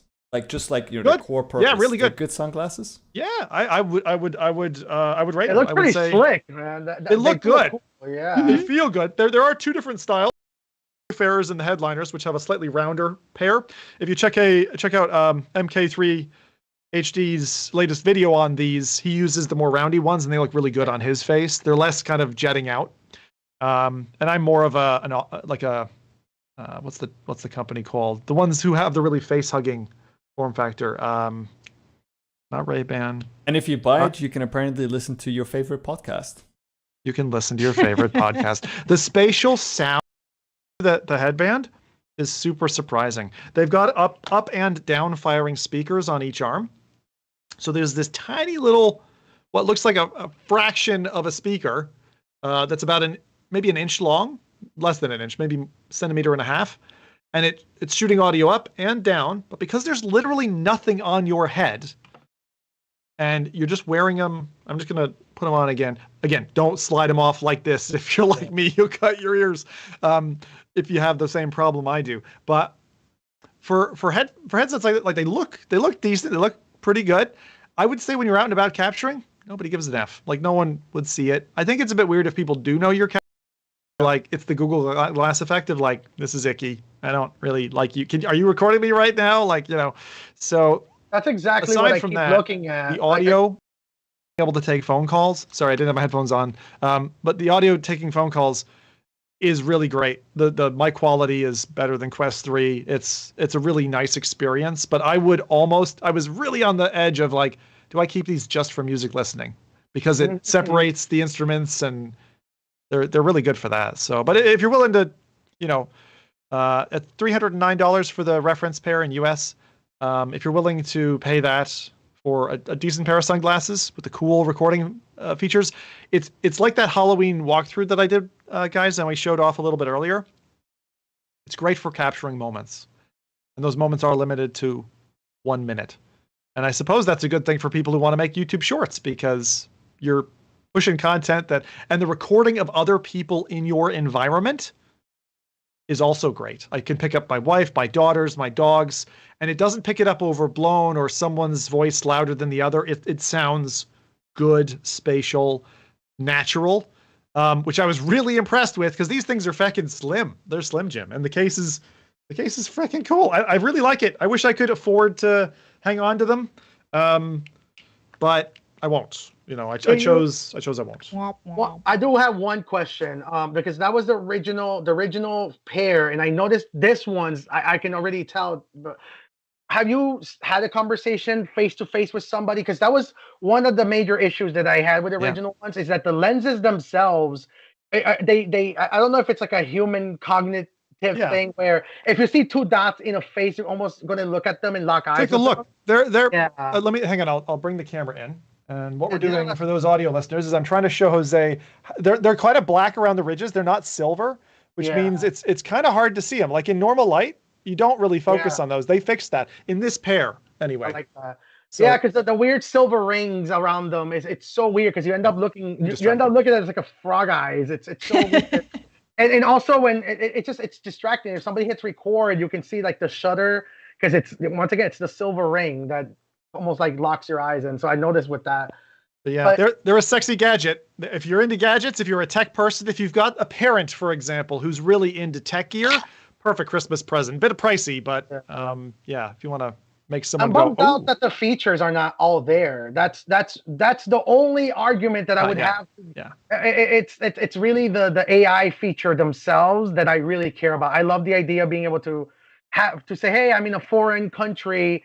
Any audio that is in English, please translate it in real time, right? So those features are the ones that I'm really curious about. And so they're coming next year. That could get delayed. We know Meta, right? Sometimes that's delayed.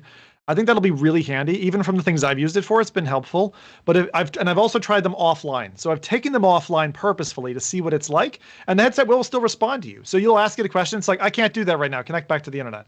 And so it does a good way of like helping and like guide you how to use them. I probably have more tests I could run, but as I said, I'm scared of just I don't know, liking them too much and kind of hanging on to them. But they are worth it. I actually bought them with the intention to keep them. The intention was I would share them with my wife, but the problem is, and Meta, listen up, this is a problem you need to solve for couples who are willing to take on your headset or these smart glasses. Let us pair them to 2 different phones if you can, like have multiple profiles or whatever. Just find a way, because right now they allow you to pair 2 glasses to 1 phone. And we really want the opposite. We want to be able to share the device like you would a family recording camera, share the device, but dump to 2 different phones. So like when phone B is in the area, dump photos or whatever. So. I know. Yeah, you know what? It's gonna get somebody in trouble, but yeah, I just imagine somebody getting a picture. Like, oh, is that where you're at? Yeah, that's exactly. Boy. No, definitely coming. But hey, if you enable it, it's like Google tracking, right? You're like, oh yeah, honey, you can track me on Google Maps or whatever. Oh man, walk down the wrong street. You get like a cloud drop, and they're on like a yacht or something like that. Oh man. Yeah, exactly. So that's it. Any other questions about the glasses? Otherwise, we can move on to our final little bit there. I had a quick question. It's probably mostly related to connection, but the app itself that when you're taking a photo and video, it gets transferred to the app, right? Not directly. It's saved on the headset. Like it's saved on the glasses first. Saved on the glasses first. And then when you put it in the case, it will automatically push to. Trying to find the fucking thing on my device now. That it basically drops it. It waits until it's idle to drop it to the device. This says import starting soon. Let me see if I can get the. What do I have here? So this is just one from earlier. I mean, just to give you an idea of the kind of quality of the thing, but it's decent. It's a decent app. I think it works well. Separate app? I don't know if that, there you go. It's automatically importing. It's a separate app. It's called MetaView. Oh, and okay. I believe it's the same from the first pair of glasses, which I didn't have. I didn't own. I found it to be quick. It downloads stuff in about 30 to 45 seconds, no matter how much I've had.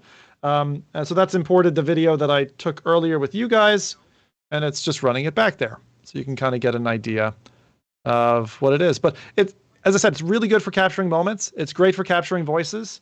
I think it would be fantastic. I can't wait to see what this produces, like roadside arguments or someone who didn't tip the waiter enough, just like that is going to get captured. Someone said to me, they said, I wish it would do like you do with like a Twitch stream capture, where it's capturing all the time like CCTV, and then you say capture the last 30 seconds. And so you've had the thing happen, and as you're walking away from the fight or whatever, you say, record that, like capture that, and it just puts it in the tank. That would be cool. I don't know if they'd be allowed to do it because of privacy reasons, but that's the thing.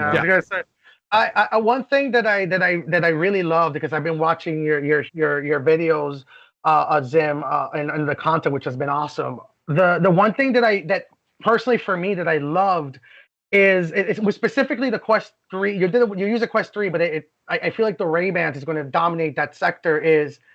It made me think of my dad. Like one of the things that my dad loved the most is, especially a dad that loved technology, is I remember when VHS personal camcorders came really into the mix, and my dad was 100% a camera guy. He had a VHS camera like in an airplane. He didn't care where we were. Oh yeah, he was that guy with a giant. He thought he worked for like CNN or something, but It really made me think, and watching like you experience it with your family, I was like, oh man, like I generally, this is a tinfoil conspiracy. I think that's the reason why the people that were trying to frown upon using these Quest headsets publicly didn't use your video, because your video was too wholesome, and they instead went with the Silicon Valley bros because that's easier to hate, right?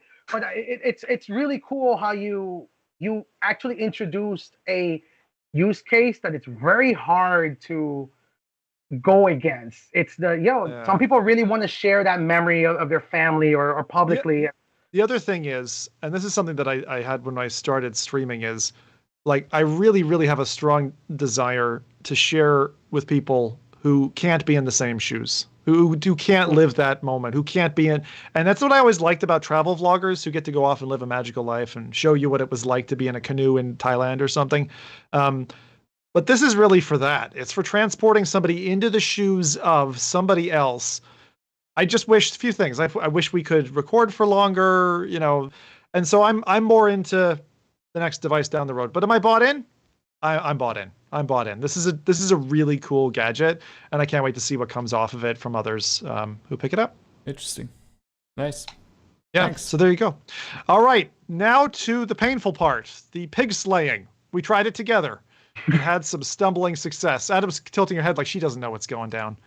We went to Horizon Worlds together. As if she doesn't know. As if she doesn't know. Oh, yeah. Well, I thought that was a me reference. I don't know. I would get confused now with all of your introductions / I don't know. So sorry. You did a great compilation that one time, by the way. I was like, wow, I've been hard on her. So I will have to zip it up at some point. But It's that fine. would be It was nice. entertaining. It is at least entertaining. But man, so we tried a couple of things. So we tried to hop into Horizon Worlds together, which for people who were not in like a select 7 or 8 countries, you can't, which sucks because I used to dump quite a bit on Horizon Worlds. I thought it was like a lame thing. It's actually getting pretty decent, and I'm surprised that I'm saying that.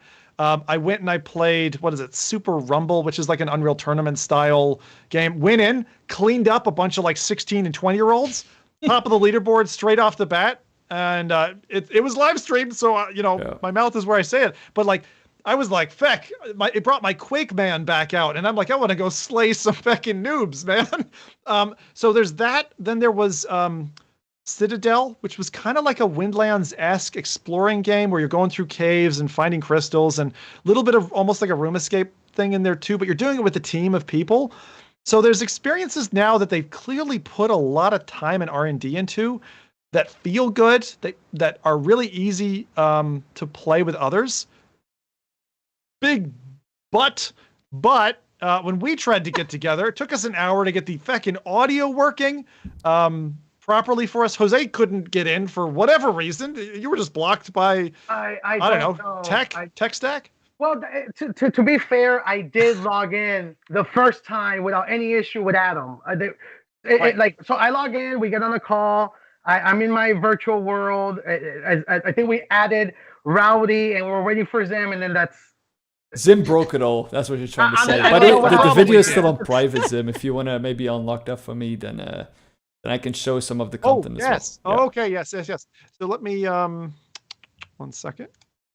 It's also for me, it was frustrating. I mean, it worked for me flawlessly, but when it came to your microphone issues, that also brought up the point that there's 3 different places you could potentially be muted in the headset. And so it's really hard to tell someone who maybe is even new to VR, like, oh, try going here in this app. No. Okay. Try going here in the call. No. Okay. Try going here in the settings. And it's like 3 different places. Why are there so many places you can be muted? So frustrating. Which caught me. I checked them, but then they reset when I rebooted the headset to try. So I was yeah, of course. That's what happens. All right. So back to the story. We tried 3 things. We each got to pick a world. Setting us off first, I picked the Titanic. You can go and sync with the Titanic if that tickles your fancy, or if years ago you got jealous because Nathan put a video up with the Titanic on it. Adam decided she wanted to repeatedly off herself by jumping off the balcony like that guy who you saw falling and ding off of a propeller. So that way. Yeah. It was fun watching it from the boat. Rowdy and I were there with our binoculars, just watching Adam fall into the water. And then we went into a horror one, Adam's choice, which is, I forget the name of it, but it's like, there's a big name or something. Studio. Is it that may have been the Universal Studios? That was Scarecrow theme. Universal Studios one, which had Scarecrow theme and skeletons with corn and all stuff going. And Rowdy, don't worry about staying on top. I'm just kind of flipping through points here. Okay. But just show them what we've got in there. You're fine. And then the third thing, I think Rowdy took us to like a pirate island where and booty and all this, oh my. And even Lots of booty. weapons. Man, it was so fun. Adam got to see me kill a kid. It was great. Poor Fecker. He's like, hi, I'm new to this. And I'm like, boo. He's like, why'd you shoot me? You had to shoot him like 3-4 times to get him done, But anyway, got that done. Did the dirty deed. And then we went off with some treasure and we brought it back to the main island. But they're like, there's cannonball cannons. You can jump in and fly from island to island. There was a of some, I didn't have the tentacles that I'm sure you wanted, Adam, but there was a Kraken, right? So yeah, it was all right. right. Could have been better, but yeah, it's gotten better. But I would still say maybe I like the of Rec Room a little better, and then the visuals of VR chat. So it's better than it was. But if you haven't tried any of the other VR social games out there, then it would be pretty good. But if you're you've dabbled around in the other ones, it's like it's kind of sort of combining them, watered down a little. Rowdy's now showing when he pushed me off the pirate ship repeatedly. We had some fun, but I agree with Adam. I think for me, it shows that Horizon Worlds has a future, which I really didn't think it had. The other, so it's purposely torturing me here again. But there's some fun stuff in there. There's some fun stuff in there. I'm glad at a platform level, there's a kind of a social app that people can do stuff in. And the thing is, they're actually investing in it, which is, I think they need. I actually thought it was going to be boardroom meeting and they were going to dump Horizon Worlds and that was it. So now it just sucks for people who can't access it at all and can't have this experience, any way, shape, or form. So that's, I don't know. So Jose's ready to go now. My mic issues are fixed. Adam's been perfect the whole time. Don't jinx it. He slums it. I was gonna say that's not.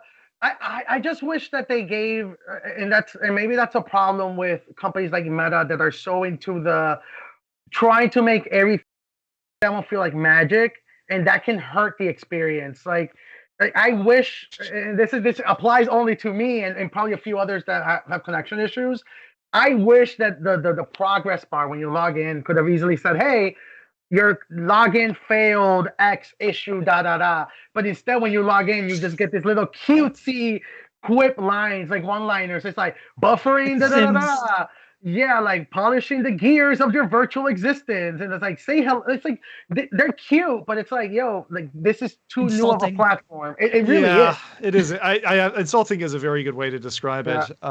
And giggling there because I don't know if it was Adam or who ran across this magic shovel that was like spinning like a rotor blade. I don't know. There's some real funny feck ups at the moment happening in there. And I personally love indie stuff that breaks in games. And, after a patch, it'll be gone. That magic will be lost. So I would recommend if you have access to it, just try a couple of things, go in for a giggle. There are some fun things in Horizon Worlds. And I promise you, I know this whole episode sounds like meta shilling, but I promise you this is my honest opinion of Horizon Worlds at the minute. The VR HUD still sucks. Some of the games are fun to do. It's kind of neat seeing people in their avatars, like seeing Adam in that like leather skirt thing was kind of neat because it's like, oh yeah, this is her in her kind of chosen clothing. The best part. And then there's Rowdy with his dress that he chose. That was he had boobs.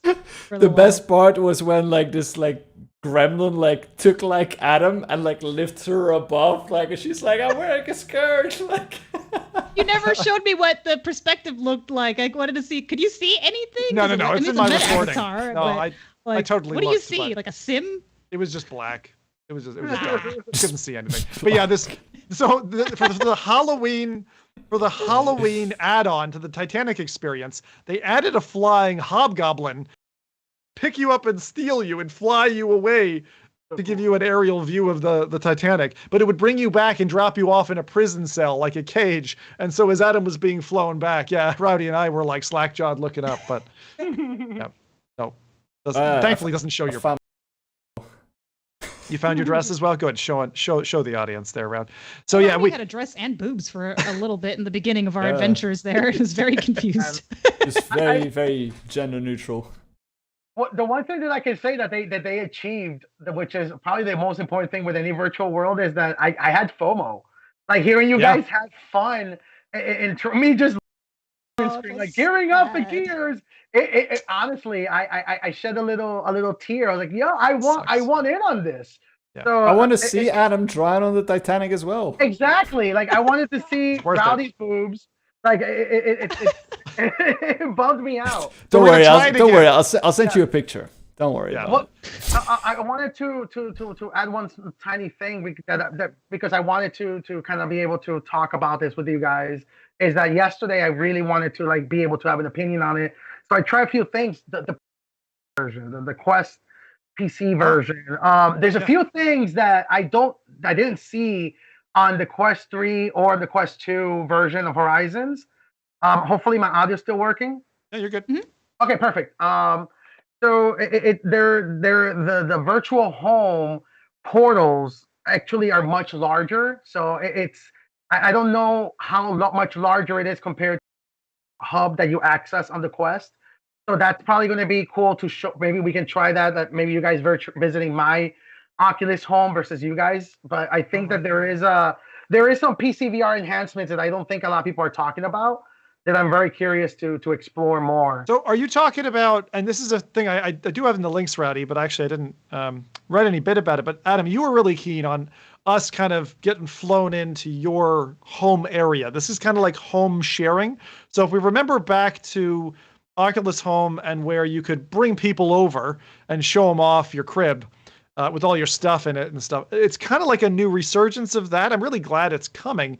But Adam, have you had a chance to test with other? I know we didn't test it, but did you try that with anybody else, or do you know the limitations of it? I forced. I'm like, I need to get footage of this, so you're gonna have to use my Quest 2, and I'm gonna use a Quest 3.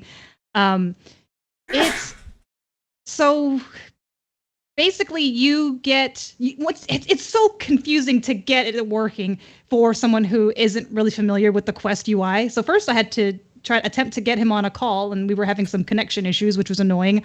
But then once you're in the call menu, there's an option to join the host's home, like their hub. Yep. And then once they join, they're going to just see like whatever they have as the Oculus background, what you call it, their surroundings. But if you do the double tap to enable mixed reality, it gets rid of your virtual environment, so you can actually see them as their avatar in your room. Obviously, they can't see your room. They're just going to keep seeing the virtual environment, but it was pretty cool.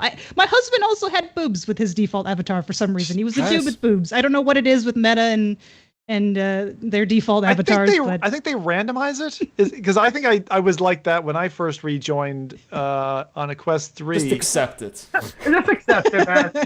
Hey, man, it was randomized.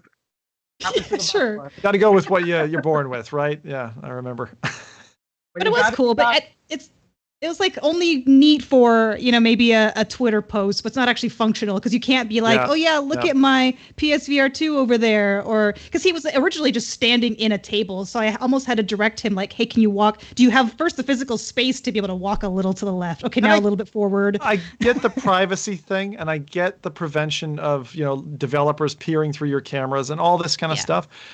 But inevitably, just like with the Meta Wayfarer Ray-Ban frames, it's going to normalize, and they're going to open the gates, and people are going to see, and it's going to be something that you can share your real existence, augmented, like you said. Once you've bejazzled is not the right word. Once you've decorated your home environment, you'll be able to show it off adorned with the virtual items to a friend who's not there with you physically, and that's just got to happen, because that's an expectation that you have, that others have. Like, we want to show off our space. There's also the privacy concern. So how the two end up working out in that fist fight, I don't know. But what I've seen from humans before is that we tend to just just give it to me, and I'll deal with the consequences later. That's I think what happens on the wave of tech. There's companies that actually want this and are asking Meta for it right now. Oh, sure.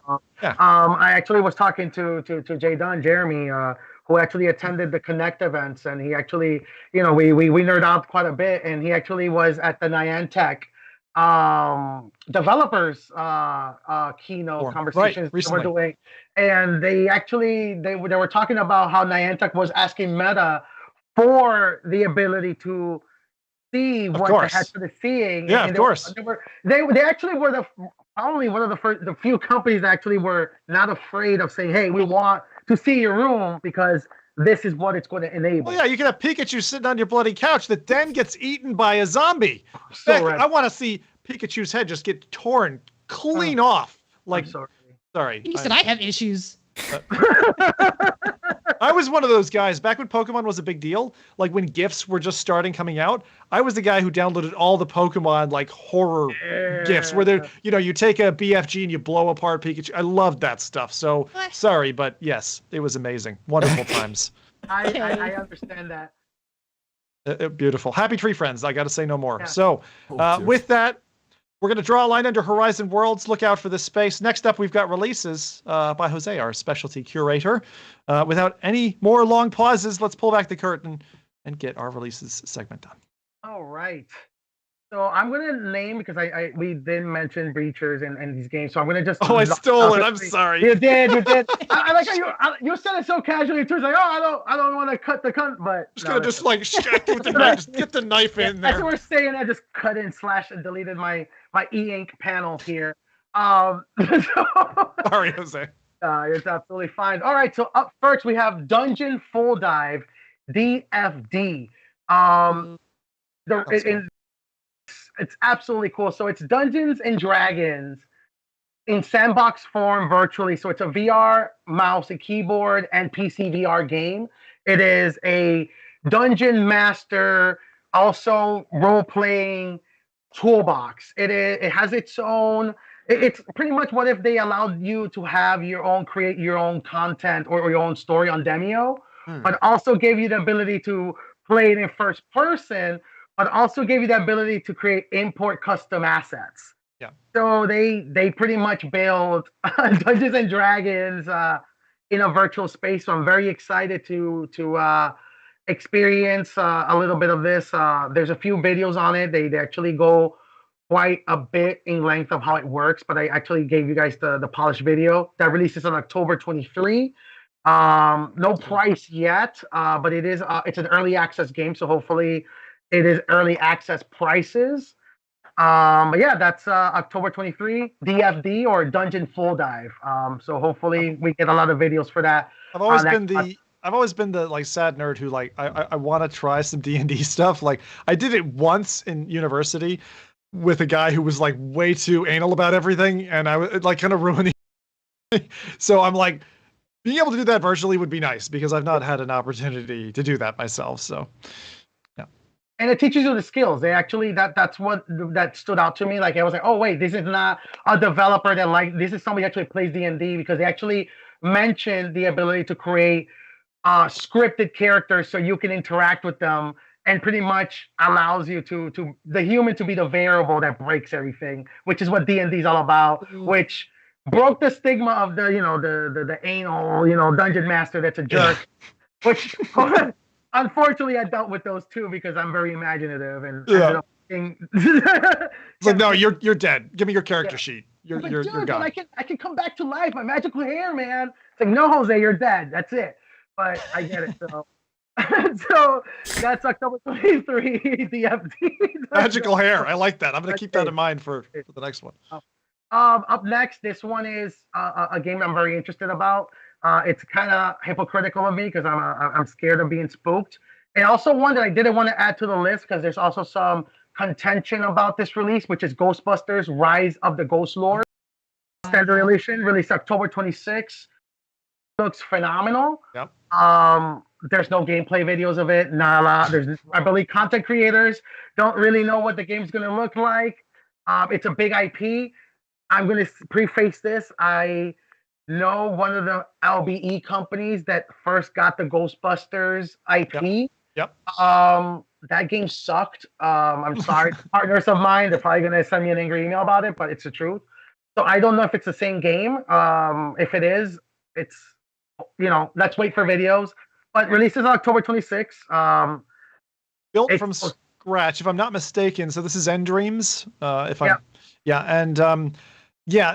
what was the last title where? And I don't want to make a big splash about this because it annoys the feck out of me as a streamer who usually waits until day one. Right? I don't generally have to worry about cooking a video up 2 weeks in advance or whatever, right? And all the content creators and YouTube video creators do.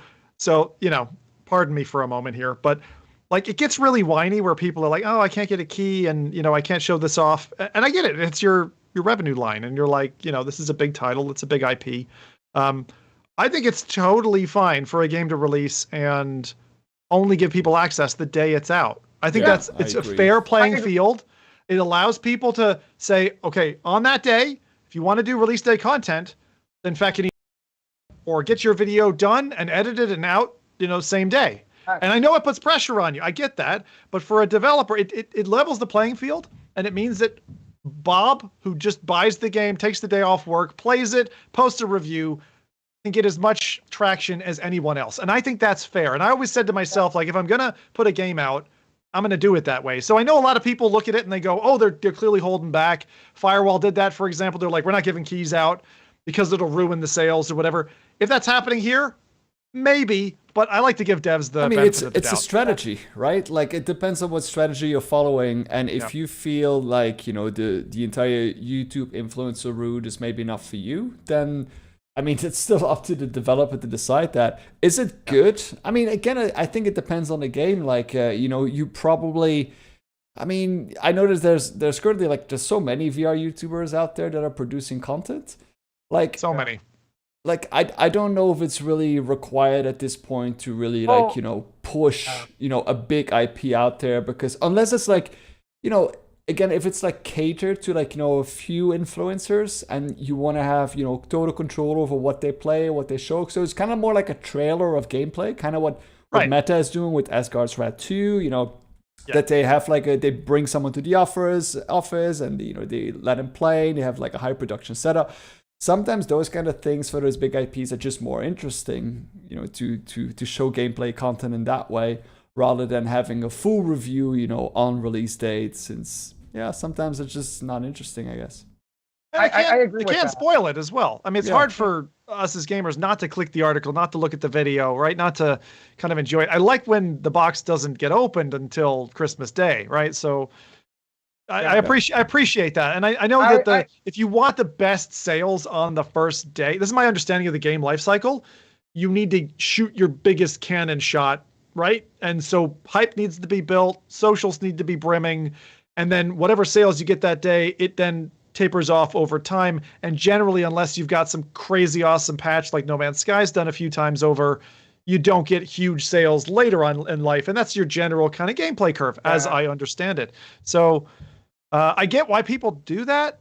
Yeah, but I would really like it if this succeeds for them. I would really like it if it succeeds. I fully agree with that. I think for me, I think what made me personally draw that emotional line, it's the IP itself, right? Asgard's Wrath, all these games require impact flash, right? So a lot of content people figuring out. Ghostbusters is a well-known IP. It's something that can guarantee move headsets. It's something that should have been shown at Connects at events that for this game.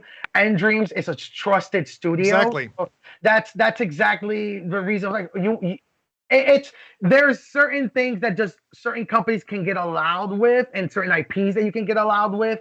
Ghostbusters, that big of an IP franchise, is not it, and that's exactly it. A lot of people are going to be looking at this for the Ghostbusters experience, and they're not going to get it. But still, to be honest, even though the trailers look good, there's no gameplay really in the trailers. I'm a little bit more on the fence of this game than anything else. I'm gonna wait for release date, not because they're not giving keys to stream it beforehand, whatever. All of that stuff, I don't really care about. But it's we've seen it time and time again with just game releases in general, not just limited to VR, but it looks great in a trailer, but if it then actually comes out, you see the gameplay, you go a little bit, is that it? And VR is even more prone to that, just because of, often the limitations in, development or in, game strategies or something like that you have, the gameplay is often a little bit more, dumbed down to contain it to it's a also a package. Multiplayer game, Rowdy, right? So you don't just convincing one person to pick it up. You got to convince multiple. Yeah. And so you look at the IP and the price and all that. But what Jose was saying is, Dreams for me is a trusted studio since the assembly way back when. I've enjoyed, I think, every single one of their titles. Everything. Yeah. You know, Fruity Shooty. They had a weird zombie one that was kind of a weird sidestep. It was like a 2D / VR. I actually enjoyed that game. It was Yeah. kind of cool. Yeah, It was kind of cool. That's the reason why I usually don't get that kind of paranoid and skeptical about game releases, but I think the final, and I think that, I guess, ended with the release date and the price. Sure. Yeah, It's a $54.99 pound. Sorry, that's 45 pounds, 55 bucks USD. This is a 50 Heavy. with taxes and Jesus. everything. This is a near $60 game. This is a game that they're looking to recoup as me that requires savvy information. I don't think it's fair for you to ask $60 No. anything. I think it's unfair. It doesn't matter if it's a great game. That doesn't trend for me as a buyer of software. Usually a high price, no show. It's Even- a recipe. Even if it was, so it's $55. Even if it was $35, if they took 20, it's still a pricey VR game. It's still a game that you have to think, because if it's multiplayer, you're like, I need to convince a mate to get into this at minimum. So Well, again, I mean, that's I think that high. depends on, like, you know, but again, like, I have no idea really of how this game is going to look like. the quality, if the this is content, a- how it's going to play. Yeah, if this is really like a unique new VR experience, unlike something that we've seen before, then, you know, then fair game to them. But like, yeah, I mean, if you're putting that price tag on, you're competing with other games, you know, that came out. For example, when Half-Life Alyx came out, you know, it had a similar kind of price tag. So Yeah, it you're was heavy. competing with that. That's what that's the kind of quality that I'm expecting then. That's what you're Those exactly. That's what you're questions saying out the happen with gates. Yeah. Yeah, and you're like, IPs, and IPs just don't make. I don't know. That's it's one of those things. The VR Academy, by the way, is the game I was talking about, which is a similar tech demo. Hologate published it for arcades and free roam, and it kind of, based on the trailer, it looks quite similar. So I don't know if End Dreams came and said, "Hey, can we take this tech demo and take it to the next level?" I believe Strider, which was the free roam one. Striker started in a similar faction, and that started in a similar fashion, and it's I don't know, it gets me very skeptical. But hey, if you got $60 lying around, it's you do get 10 additional playable avatars, slimmer hunt feature, so it's a pretty feature packed game. So I don't want to dismiss too much. So that releases on, I believe, hopefully I'm still can be heard. Yep. Mhm. Okay, perfect. So yep, so it's gonna be I lost the date here. that's soon. Yeah, that's coming out. It's coming out this week for near 60. And then the last one I have is Foglands, which is a roguelike adventure game we spoke about. It's finally out. That's $34.99 US, about 28 pounds. It's also going to be on PlayStation Plus at a discount. I believe it's $30 US and about 25 pounds. And that's releasing on the. Sorry, you guys. Something about Skype is crashing for me. But that's October 31st. And that's all three games I have for you guys. Nice. Foglands, okay. Yeah. I saw a correction there in chat come on. Yeah. So it looked like you were on a premium edition. Standard edition of the game will be available for purchase on October 26th for $35. So There you it's go. funny that I said 35 because I that's really where I thought it should be priced. That's hilarious. Thank you, Mindjive in chat, for helping us out with that. Always good to catch us when we're That makes in more releases. sense. Yeah, that was most definitely. That's also a problem too. Like, have a drop website with all their differences. Foglands looks intriguing to me. So the price I just mentioned was obviously for Ghostbusters. Foglands looks cool. I don't know. I've liked their look and their title and the name. The style reminds me of Dishonored. Yes. I don't know what that universe is like yet, but I kind of know that I want to be in it and just experience that. Am I right that Foglands has both VR and flat modes? I believe it does. I read that on Reddit today. We don't have Jose, so Interesting. yeah. So it'd be interesting if, because Rowdy's like, I can see your alert flag immediately going off of like if they've developed the game for. It says like on the like it says PlayStation VR 2. Doesn't Yeah, it's say definitely launching on both. PSVR 2. No, but I mean, it doesn't say like, that it's also for PlayStation, regular flat. Yeah. Flat yeah. PlayStation. The chat seems to think it. The other thing I would just say there is, Rowdy, you have totally ruined my mind now, because although we were getting kind of a cartoony version of Ghostbusters, thinking about how gritty Half-Life Alyx felt, combining that with, again, what my brain is coming up with for a Half-Life Alyx mod that would be a Ghostbusters game. It's just like that combination seems so great.